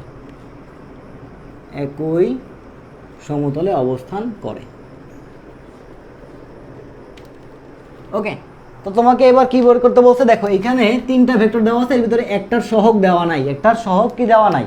মানে সহগ কি দেওয়া আছে? এ দেওয়া আছে। এখন তোমাকে এই সহগটাই নির্ণয় করতে বলছে। তো এখন তুমি কিভাবে নির্ণয় করবা? তুমি তো শর্ত জানো। শর্তটা কি দেখো তো? শর্তটা হচ্ছে এ ডট বি ক্রস সি, মানে তিনটা ভেক্টর একই সমতলে অবস্থান করার শর্ত হচ্ছে দুইটা ভেক্টরের ক্রস গুণফল তৃতীয়টার সঙ্গে যদি ডটে থাকে তখন তাদের গুণফল যদি 0 হয় তখনই তারা কি হবে? একই সমতলে অবস্থান করবে। এখন বি ক্রস সি, আমরা একটু বি ক্রস সি নির্ণয় করার চেষ্টা করি। তো ধরে নিচ্ছি যে এটা হচ্ছে বি, এটা হচ্ছে সি, এটা হচ্ছে বি, এটা হচ্ছে সি। তাহলে বি এবং সি আমরা নির্ণয় করি। তাহলে বি ক্রস সি, তাহলে বি ক্রস সি খেয়াল করো, আই জে কে। এটা হচ্ছে তোমার বি এর বি অফ এক্স 2 1 মাইনাস 1, এই যে এখানে মাইনাস 1। এবার দেখো সি অফ এক্স মানে কত? 3 মাইনাস 2 4। ওকে, তাহলে দেখো তো এবার আই, এই যে আইকে নিলাম, তাহলে দেখো তো এটা আর এটা বাদ, তাহলে 4 অক্ষে 4 মাইনাসে মাইনাসে প্লাস, কিন্তু সূত্রের একটা মাইনাস, তাহলে 2 অক্ষে 2 মাইনাস জে। এবার খেয়াল করো মাইনাস জে, তাহলে এটা বাদ গেল। তাহলে 4 দুগুণা 8 মাইনাস 3 এবং মাইনাস 1 গুণ করলে কত হয়? মাইনাস 3, আর সূত্রে মাইনাস কত হয়ে যাবে? প্লাস হয়ে যাবে, প্লাস কে। তাহলে কে করলে কত? দেখো তো প্লাস কে। এবার কে নেওয়া মানে কি? এইটা আর এটা বাদ, তাহলে 2 দুগুণা 4, কিন্তু সূত্রে আছে কি? এখানে আছে কি? মাইনাস, তাহলে মাইনাস 4, 3 অক্ষে 3, সূত্রের মাইনাস, এই যে। তাহলে দেখো তো আলটিমেটলি এখানে কত আসতেছে? Minus 2i minus 11j minus 7k। এবার এই যে এই ভেক্টরের সঙ্গে এটার আমাদের কি হবে? ডট গুণ করতে হবে। তাহলে ডট গুণ করি, দেখো। তাহলে minus 2i minus 11j minus 7k, এটার সঙ্গে এই ভেক্টরের ডট গুণ, তাহলে i minus 3j plus AK equal 0 তাহলে দেখো তো ডট গুণ করলে কত আসে, দেখো তো 2 -2 এবং i গুণ করলে কত আসে -2, -11 এবং -3 গুণ করলে কত আসে দেখো তো +33, -7 আর এখানে প্লাস এ গুণ করলে কত আসে -7a ইকুয়াল 0। এখন বাকিটা কি তোমরা পারবা না এর ভ্যালু বের করতে? অবশ্যই পারবা, আই হোপ তোমরা অবশ্যই পারবা। সো এই যে তিনটা ভেক্টর একই তলে অবস্থান করার শর্ত, এই টপিকটা বুঝছো কি বোঝো না একটু বলো তো ভাই। 4+2 হবে, হতে পারে 4+2 হতে পারে, ঠিক আছে 4+2 হতে পারে। এখানে যোগ বিয়োগে ভুল গেছে, আমার ভুল গেছে, তোমাদের ভুল না হলেই চলো, কারণ আমি তো চান্স পেয়ে গেছি, এখন তোমরা চান্স পাইতে হবে। সো তোমাদের ভুল না গেলেই হচ্ছে, আমার ভুল যায় যাক, it's not a problem.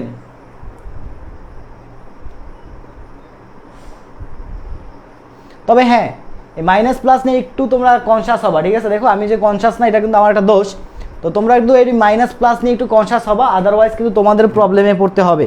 Okay, minus plus খুবই ইম্পর্টেন্ট। তুমি সব অঙ্ক পারবা, সব কিছু জানো, বাট মাইনাস প্লাসে সমস্যা হলে তো ঝামেলা।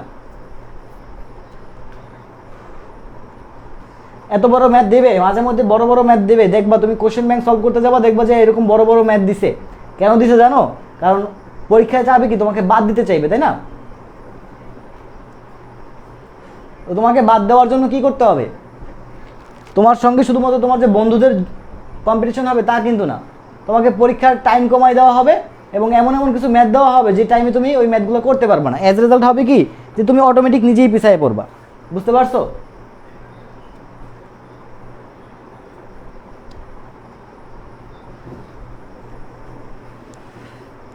ক্লিয়ার?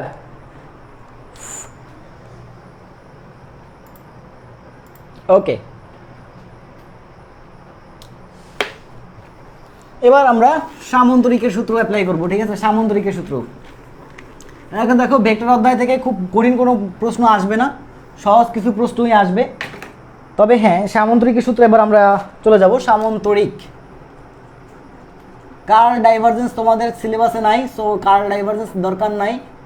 আর যদি তারপরও একবার দেখাবো, ঠিক আছে, কার্ল ডাইভারজেন্স তারপরও একবার দেখাবো। সামন্তরিকের সূত্রটা একটু দেখো।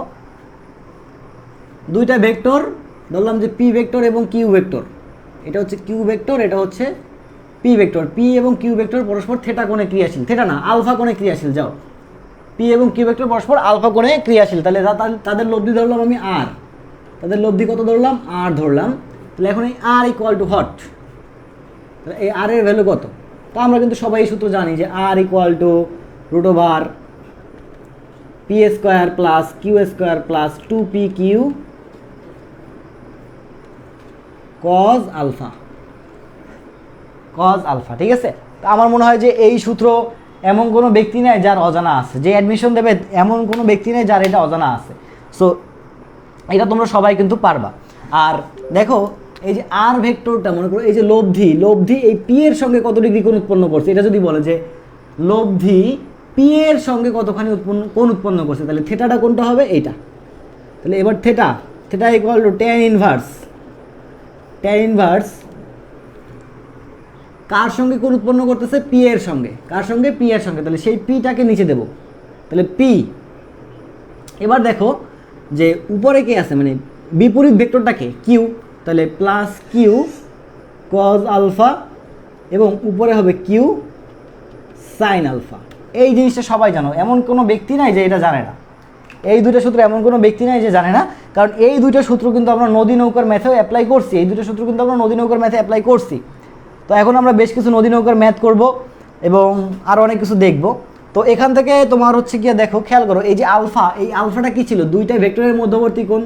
এই আলফাটা কী ছিল? দুইটা ভেক্টরের মধ্যবর্তী কোণ। এখন আলফা ইকুয়াল টু যদি 0 ডিগ্রি হয়, অর্থাৎ দুইটা ভেক্টরের মধ্যবর্তী কোণ যদি 0 ডিগ্রি হয়, খেয়াল করো দুইটা ভেক্টরের মধ্যবর্তী কোণ যদি 0 ডিগ্রি হয়, তখন এই যে আর ইকুয়াল টু √, দেখো p square q square plus 2pq cos alpha, মানে cos 0 degree. Cos 0 degree value কত আসতেছে? 1 আসতেছে না? তাহলে আলটিমেটলি তখন থাকে কি? P square plus Q square plus 2pq। তাহলে এটার মানেটা কি? এটার মানে √, P plus Q whole square. তাহলে স্কোয়ার এবং রুট কাটাকাটি গেলে থাকে কত? P plus Q. তো যখন এই আলফা ইকুয়াল টু 0 ডিগ্রি, অর্থাৎ দুইটা ভেক্টরের মধ্যবর্তী কোণ যখন 0 ডিগ্রি হবে, তখন এই যে আর এবং মানে আর এর ভ্যালুটা হবে ম্যাক্সিমাম, এটা হচ্ছে কি ম্যাক্সিমাম ভ্যালু। কথা বুঝতে পারছো? তাহলে দুইটা ভেক্টরের লব্ধি কখন সর্বোচ্চ হয়? যখন তাদের মধ্যবর্তী কোণ কত হবে? 0 ডিগ্রি হবে। তাহলে মধ্যবর্তী কোণ যদি 0 ডিগ্রি হয় দুইটা ভেক্টরের কী হবে? কোণ, সরি, দুইটা ভেক্টরের লব্ধি হবে সর্বোচ্চ। আর আলফা ইকুয়াল টু যদি 180 ডিগ্রি হয়, খেয়াল করো, আলফা ইকুয়াল টু যদি কত হয়? 180 ডিগ্রি হয়, তখন আর এর ভ্যালুটা কি আসবে? P minus Q. আমি এখানে ধরে নিচ্ছি P is greater than Q, ঠিক আছে? আমি পিটাকে বড় ধরে নিচ্ছি, আমি পিটাকে কি ধরে নিচ্ছি? বড় ধরে নিচ্ছি। তাহলে পি মাইনাস কিউ, এবং এটা হচ্ছে আমাদের মিনিমাম, এটা আমাদের কি মিনিমাম ভ্যালু, ঠিক আছে? এটা হচ্ছে আমাদের মিনিমাম ভ্যালু।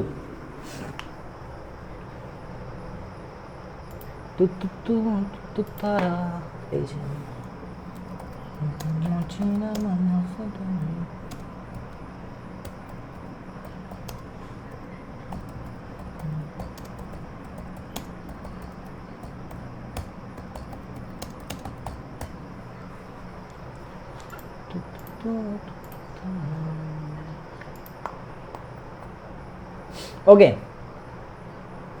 কি হলো?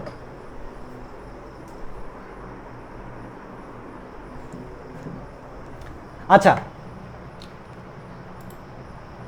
তো এবার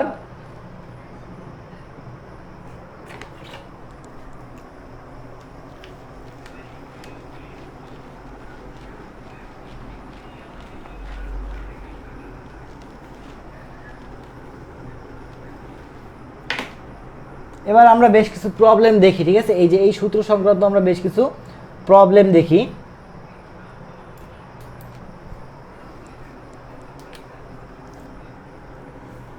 তো একদম ধরো যে জাতীয় একটা প্রশ্ন দেখব, জাতীয় একটা প্রশ্ন, ঠিক আছে? জাতীয় প্রশ্নটা কি? দুটি ভেক্টরের মান সমান, দুটি ভেক্টরের মান সমান, একটি ভেক্টরের মান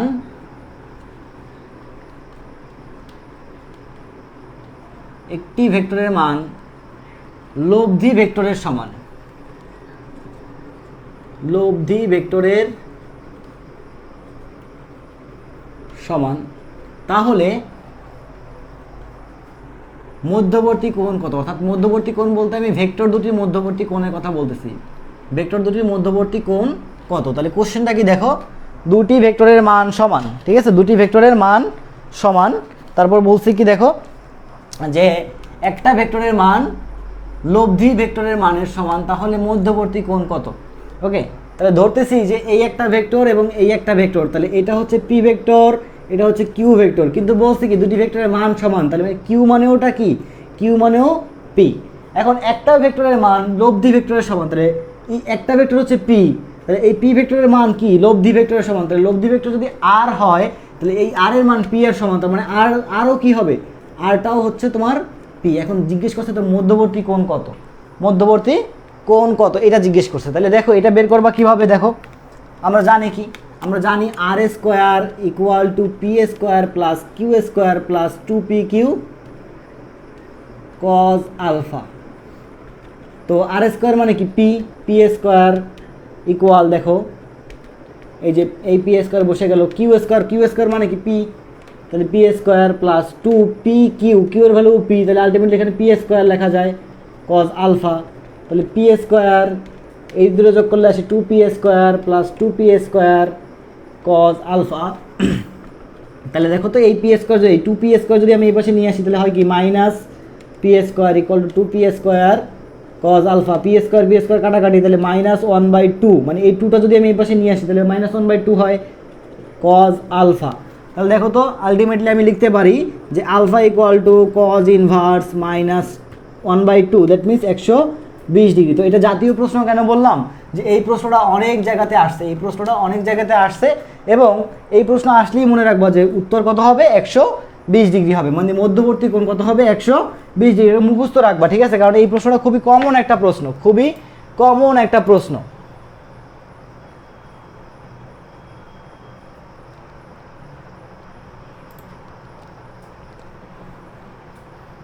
ওকে,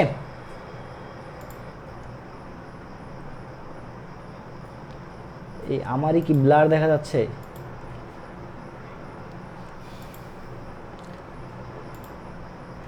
ভিডিও যদি কারো ব্লার দেখা যায় একটু ওয়েট করো, ঠিক আছে? আই হোপ ক্লিয়ার হয়ে যাবে। হ্যাঁ, ভিডিও ব্লারনেস ঠিক হয়ে যাবে একটু পরে। আচ্ছা, এবার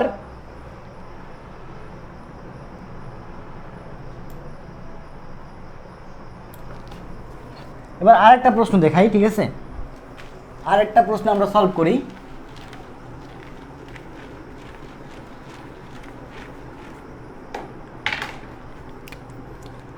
বেগের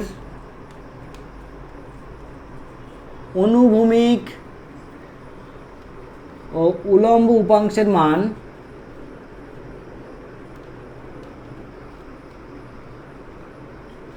বেগের অনুভূমিক ও উলম্ব উপাংশের মান যথাক্রমে 6 মিটার পার সেকেন্ড ও 8 মিটার পার সেকেন্ড হলে বেগ কত? ঠিক আছে, বেগের অনুভূমিক ও উলম্ব উপাংশের মান 6 মিটার পার সেকেন্ড ও 8 মিটার পার সেকেন্ড হলে বেগ কত? এই টাইপের একটা কোশ্চেন আছে। তো এখন তোমার এটা কিভাবে করবা দেখো। তো সিম্পলিভাবে একটু তোমার হচ্ছে চিত্র আঁকতে হবে, একটু চিত্র এখানে নেওয়ার চেষ্টা করো। তো উলম্ব আর এটা হচ্ছে অনুভূমিক, তাহলে এটা হচ্ছে আমাদের সেই বেগ, মনে করতেছি এটা হচ্ছে আমাদের কাঙ্ক্ষিত বেগ ভি। তাহলে এটা হচ্ছে আমাদের অনুভূমিক উপাংশ, অর্থাৎ এটা হচ্ছে ভি এক্স, আর এটা হচ্ছে উলম্ব উপাংশ, তাহলে এটা হচ্ছে কত? V Y. তাহলে এটা হচ্ছে ভি এক্স এবং এটা হচ্ছে ভি ওয়াই। তাহলে এটা হচ্ছে কি তোমার দেখো তো আমাদের সেই কাঙ্ক্ষিত বেগ ভি। তাহলে দেখো ভি এক্স এটা একটা ভেক্টর রাশি, ভি ওয়াই এটাও একটা ভেক্টর রাশি, তাহলে দুইটা ভেক্টর রাশি একটা বিন্দুতে ক্রিয়াশীল, একটা বিন্দুতে ক্রিয়াশীল। এখন অনুভূমিক এবং উলম্ব, এটা হচ্ছে অনুভূমিক রেখা আর এটা হচ্ছে উলম্ব রেখা। অনুভূমিক এবং উলম্ব এদের মধ্যবর্তী কোণ কত হয় একটু বলো তো কমেন্ট করে। অনুভূমিক এবং উলম্ব এদের মধ্যবর্তী কোণ কত হয়? অনুভূমিক এবং উলম্ব এটার মধ্যবর্তী কোণ কত হয় বলো তো?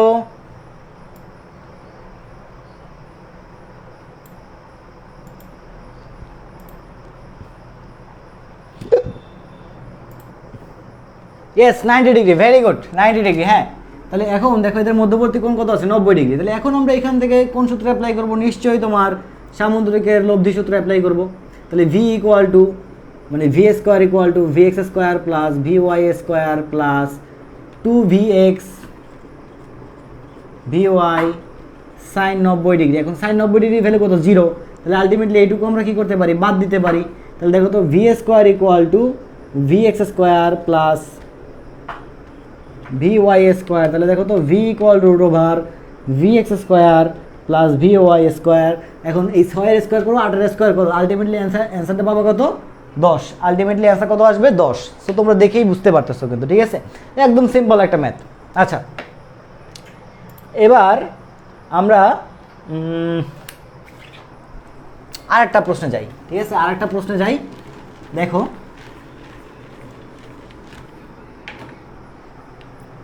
দুটি ভেক্টর রাশির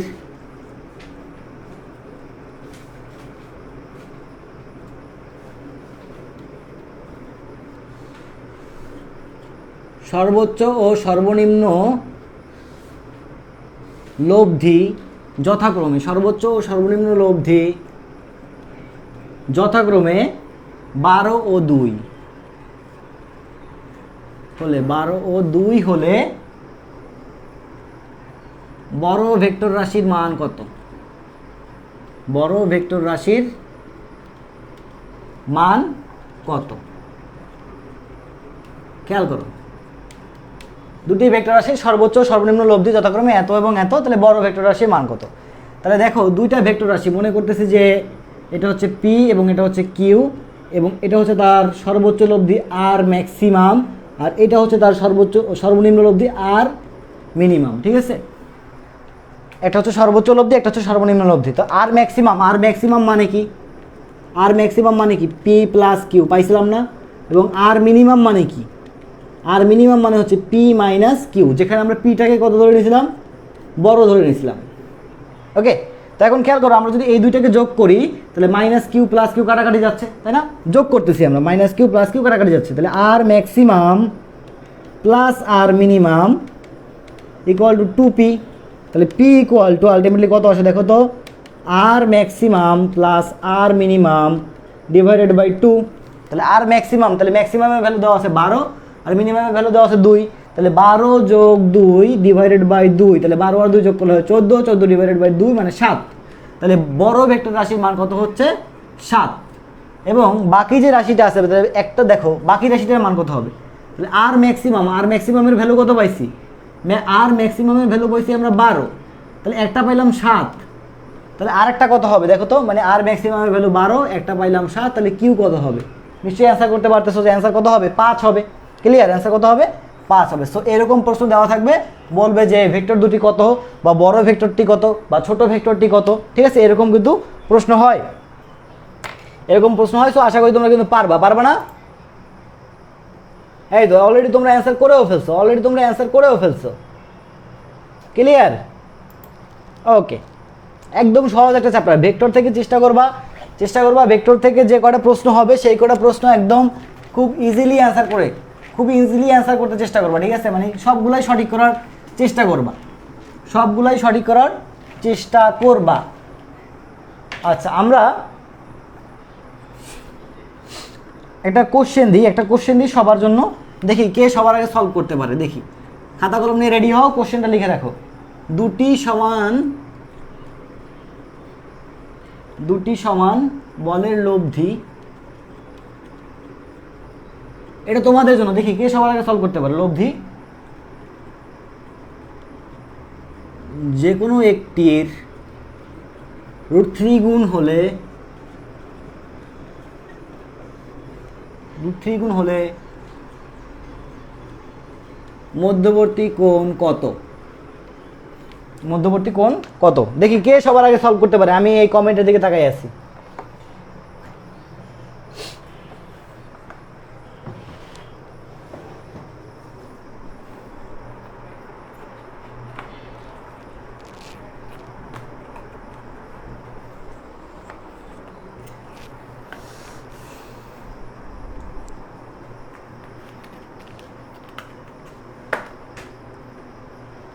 একজনে লিখছে 30 ডিগ্রি, দেখি আর একটু দেখেই দাও।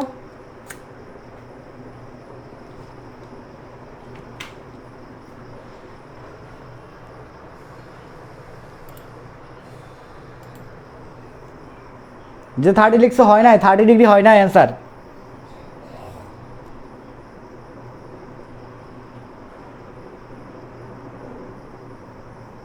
দেড় ঘন্টা হয়ে গেছে ক্লাসের, না ভাবছিলাম 1 ঘন্টায় শেষ করবো, হয় না।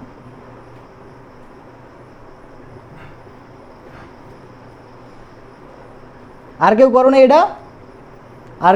এই ম্যাথটা করো নাই? আর কেউ কি এই ম্যাথটা করো নাই? হ্যাঁ, 60 গুড। একজন লেখছে 120 ডিগ্রি, না এটার অ্যান্সার 60 ডিগ্রি। খুবই সিম্পলি করা যায়, এটা কিন্তু খুবই সিম্পলি করা যায়।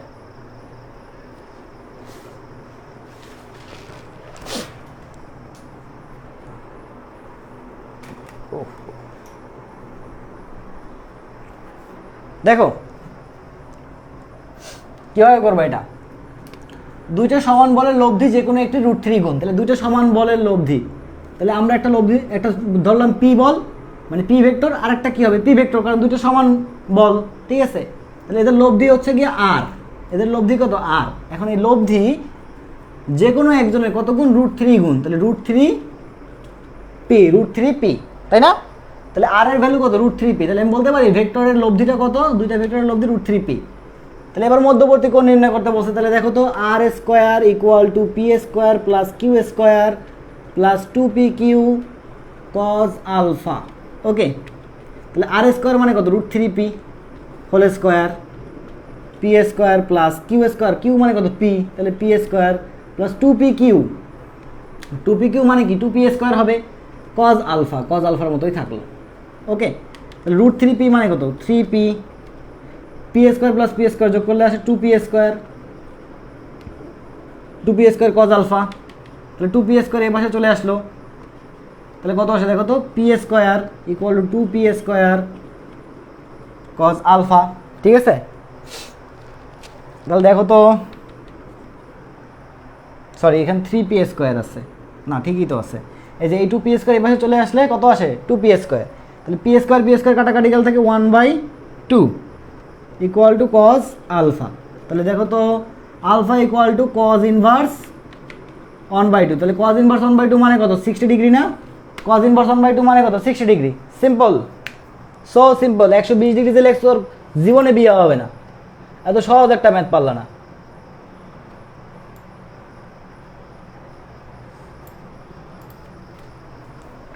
ওকে, আরেকটা কোশ্চেন, ঠিক আছে, জাতীয় একটা প্রশ্ন দিই, আরেকটা জাতীয় প্রশ্ন। হ্যাঁ, দেখে এবার এটা কিন্তু পারতে হবে। দুটি ভেক্টরের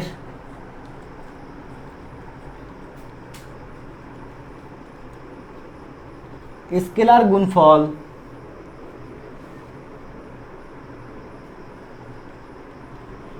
স্কেলার গুণফল 18 এবং ভেক্টর গুণফল 18√3, তাহলে মধ্যবর্তী কোণ কত? তাহলে মধ্যবর্তী কোণ কত? এটা অ্যান্সার করো তো, দেখি তো কে পারো দ্রুত, সবার আগে কে পারে দেখি তো। দুটি ভেক্টরের স্কেলার গুণফল 18 এবং ভেক্টর গুণফল 18√3, তাহলে মধ্যবর্তী কোণ কত? এই জোহা দেখ তো, বেলার আসতেছে। আচ্ছা, যদি বেলার আসে তাহলে আমি মুখে মুখে বলতেছি, দুটি ভেক্টরের স্কেলার গুণফল 18 এবং ভেক্টর গুণফল হচ্ছে 18√3, ঠিক আছে, 18√3, তাহলে এখন মধ্যবর্তী কোণ কত? 30 ডিগ্রি। অলরেডি একজন অ্যান্সার করছে 30 degree. Yes, 30 degree answer, very good answer, 30 degree.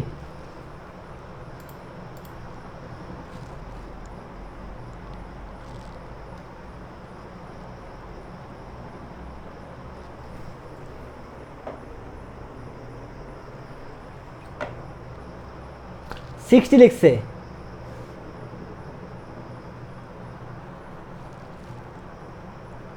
লিখছে, কারা? এই দেখো, যারা 60 লিখছো তারা একটু খেয়াল করো। দুইটা ভেক্টরের, আমি দুইটা ভেক্টর ধরলাম কি, এ এবং বি। এ এবং বি দুইটা ভেক্টর ধরে নিলাম, তাহলে স্কেলার গুণফল মানে কি? A dot B. তাহলে A dot B equal to কি? এ বি কস থেটা, তাই না? A B cos theta equal to কত? 18। এবার বলছে কি, দুইটা ভেক্টরের ভেক্টর গুণফল, তার মানে কি? এ ক্রস বি। তাহলে এ ক্রস বি মানে কি? A b sine theta equal কত? 18√3। তাহলে দিলাম আমি 18√3। তাহলে এখন এটা হচ্ছে 1 নং, এটা হচ্ছে তোমার কি 2 নং। একটা হচ্ছে 1 নং, একটা 2 নং। তাহলে আমি কি করলাম, 1 এবং 2কে ভাগ করলাম, 1/2। তাহলে 1 এবং 2কে যদি ভাগ করে দেখো, এ বি কাটাকাটি যাচ্ছে, তাহলে cos theta by sine theta মানে কি? Cos theta by sine theta মানে কি? দেখো তো, cos theta by sine theta মানে হচ্ছে কট থেটা। তাহলে 18 কাটাকাটি থাকে কত? দেখো তো, 1/√3, তাই না? তাহলে থেটা ইকুয়াল টু কট ইনভার্স 1/√3, সেটা equal to caught inverse 1/√3। Caught inverse 1/√3 মানে 60 ডিগ্রি। যারা 60 ডিগ্রি আছে তারা ঠিক আছে, যারা 30 ডিগ্রি লিখছো ওরা ভুল। আবদুল্লাহ মামুন, তোরে পিটাবো। তাসনিম সালাম তাহা, তোমারও পিটাবো, সবগুলোরে পিটাবো। ফারদিন আহমেদ সাকিন, তোরে পিটা একদম লাল বানায় ফেলাবো। কট ইনভার্স 1/√3 মানে কত? 60 ডিগ্রি না? 60 ডিগ্রি তো নাকি?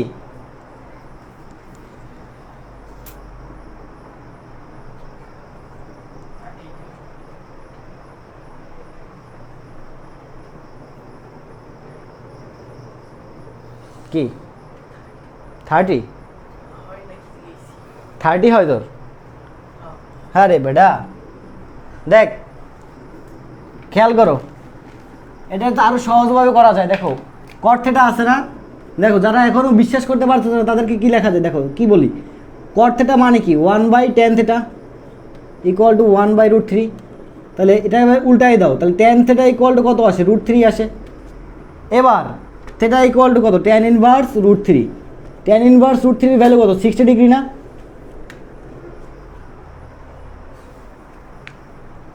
আমি বুঝলাম না, মানে তোমরা এই ভুলগুলো কেমনে করো? 30 60 আল্লাহ আস্তাগফিরুল্লাহ, নাউজুবিল্লাহ, সি সি সি সি।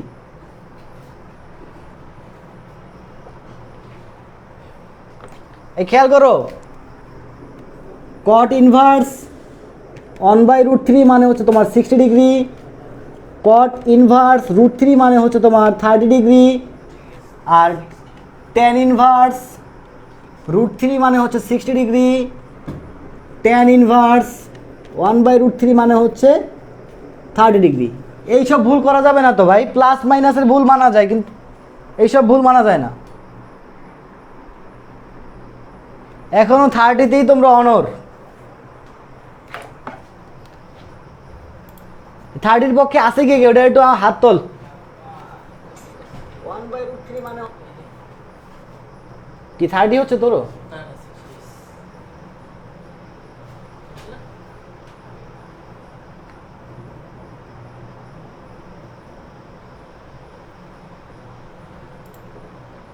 এসব ভুল করা যাবে না। ওকে আচ্ছা, এবার হচ্ছে লাস্ট টপিক, নদী পারাপার এবং বৃষ্টি সংক্রান্ত। ঠিক আছে, নদী পারাপার ও বৃষ্টি সংক্রান্ত। সাধারণত বিশ্ববিদ্যালয়ে তোমার ডাইভারজেন্স গ্রাডিয়েন্ট মানে এগুলো থেকে প্রশ্ন হয় না। ঠিক আছে, ডাইভারজেন্স গ্রাডিয়েন্ট থেকে সাধারণত প্রশ্ন হয় না, তারপর টুকটাক কিছু প্রশ্ন আসে। আর এটা কিন্তু এবার out of syllabus, so out of syllabus যেহেতু, সো ওইটা আহামরি কোনো ইম্পর্টেন্ট কিছু না। তো এখন খেয়াল করো, আমাদের লাস্ট টপিক হচ্ছে তোমার নদী পারাপার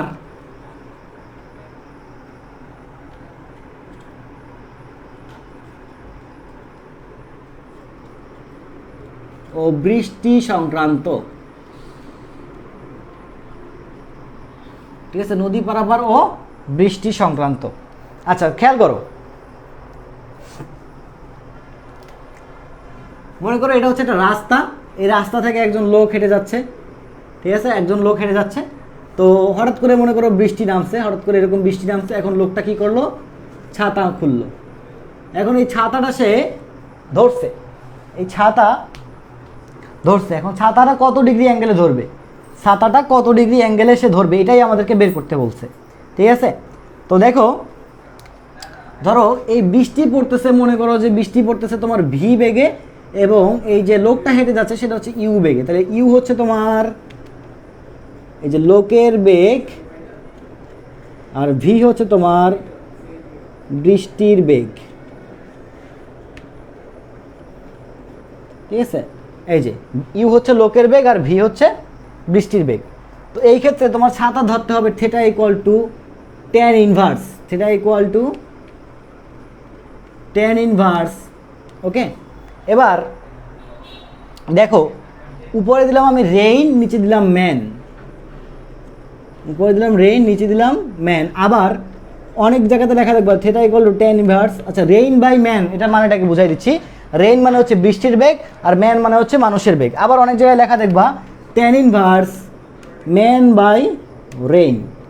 এখন কোনটা সঠিক? দ্য কোশ্চেন ইজ হিয়ার ভাই, কোনটা সঠিক? আসলে দুইটাই সঠিক, আসলে দুইটাই সঠিক, কিন্তু এবার কাহিনী আছে।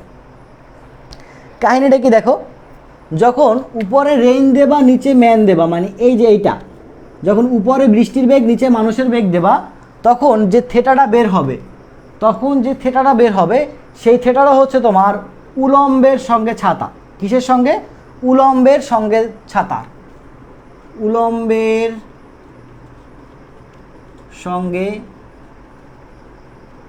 ছাতার কোণ। জিনিসটা বুঝলা না তো? দেখো বুঝাই দিচ্ছি। দেখো, মনে করো যে মানুষটা ছাতাটা এভাবে ধরছে, ছাতাটা কীভাবে ধরছে? এই যে এভাবে ধরছে। আচ্ছা, তো এখন খেয়াল করো যে আমাদের এখানে কিন্তু একটা এই যে কোণ সৃষ্টি করা সম্ভব। এই যে দেখো, এটা হচ্ছে আমাদের উলম্ব, এটা হচ্ছে অনুভূমিক, উলম্ব অনুভূমিক। তাহলে দেখো তো এই যে থেটাটা আসছে, এটা কিসের সঙ্গে কোণ? দেখো তো, নিশ্চয়ই উলম্বের সঙ্গে কোণ, উলম্বের সঙ্গে কোণ। ঠিক আছে, তাহলে যদি প্রশ্নে বলে দেওয়া হয় উলম্বের সাথে ছাতার কোণ কত, তাহলে theta equal to tan inverse rain by man, rain by man. আর এই যে দেখতেছো theta equal to tan inverse, উপরে ম্যান নিচে রেইন, উপরে ম্যান নিচে রেইন, এটা হচ্ছে তোমার অনুভূমিক, অনুভূমিকের সাথে ছাতার কোণ, অনুভূমিকের সাথে ছাতার কোণ, অনুভূমিকের সঙ্গে ছাতার কোণ। তাহলে দেখো তো অনুভূমিকের সঙ্গে ছাতার কোণ কোনটা? দেখো তো, এইটা হচ্ছে আমাদের অনুভূমিক উপাংশ। তাহলে এই যে এইটা হচ্ছে তখন আমাদের এই থেটা প্রাইম, এই থেটা প্রাইমটা হচ্ছে তোমার অনুভূমিকের সঙ্গে ছাতার কোণ। ওকে, এখন কোনটা মনে রাখবা, কোনটা মনে রাখবো? তা আমি বলবো যে ভাই এই যে অনুভূমিকের সঙ্গে ছাতার কোণ, এইটা মনে রাখো। ঠিক আছে, এইটা মনে রাখো।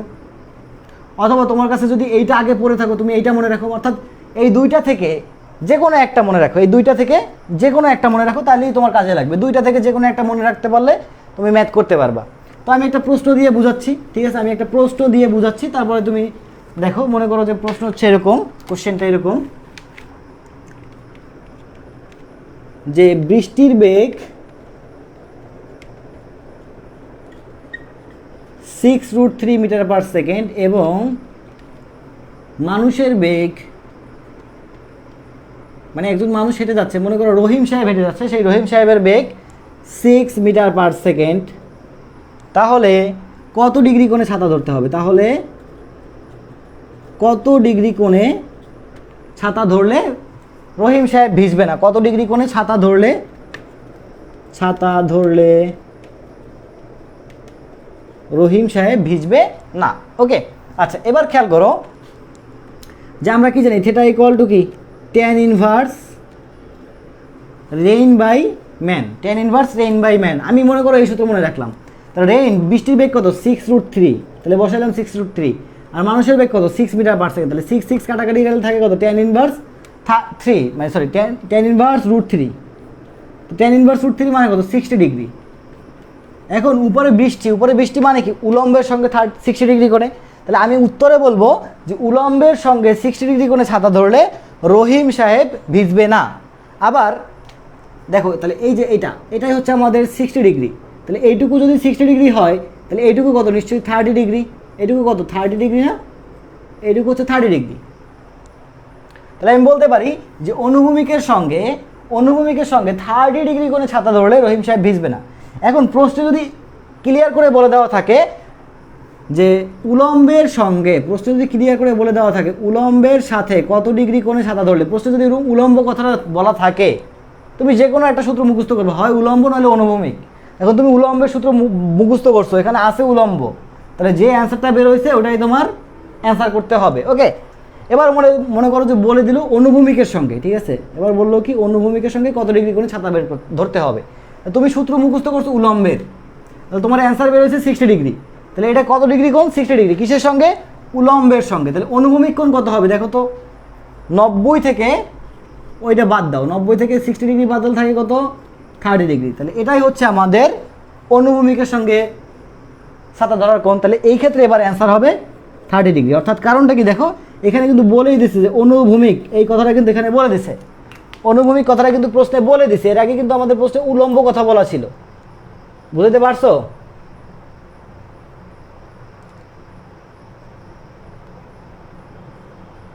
না সূত্র উল্টায় নাই।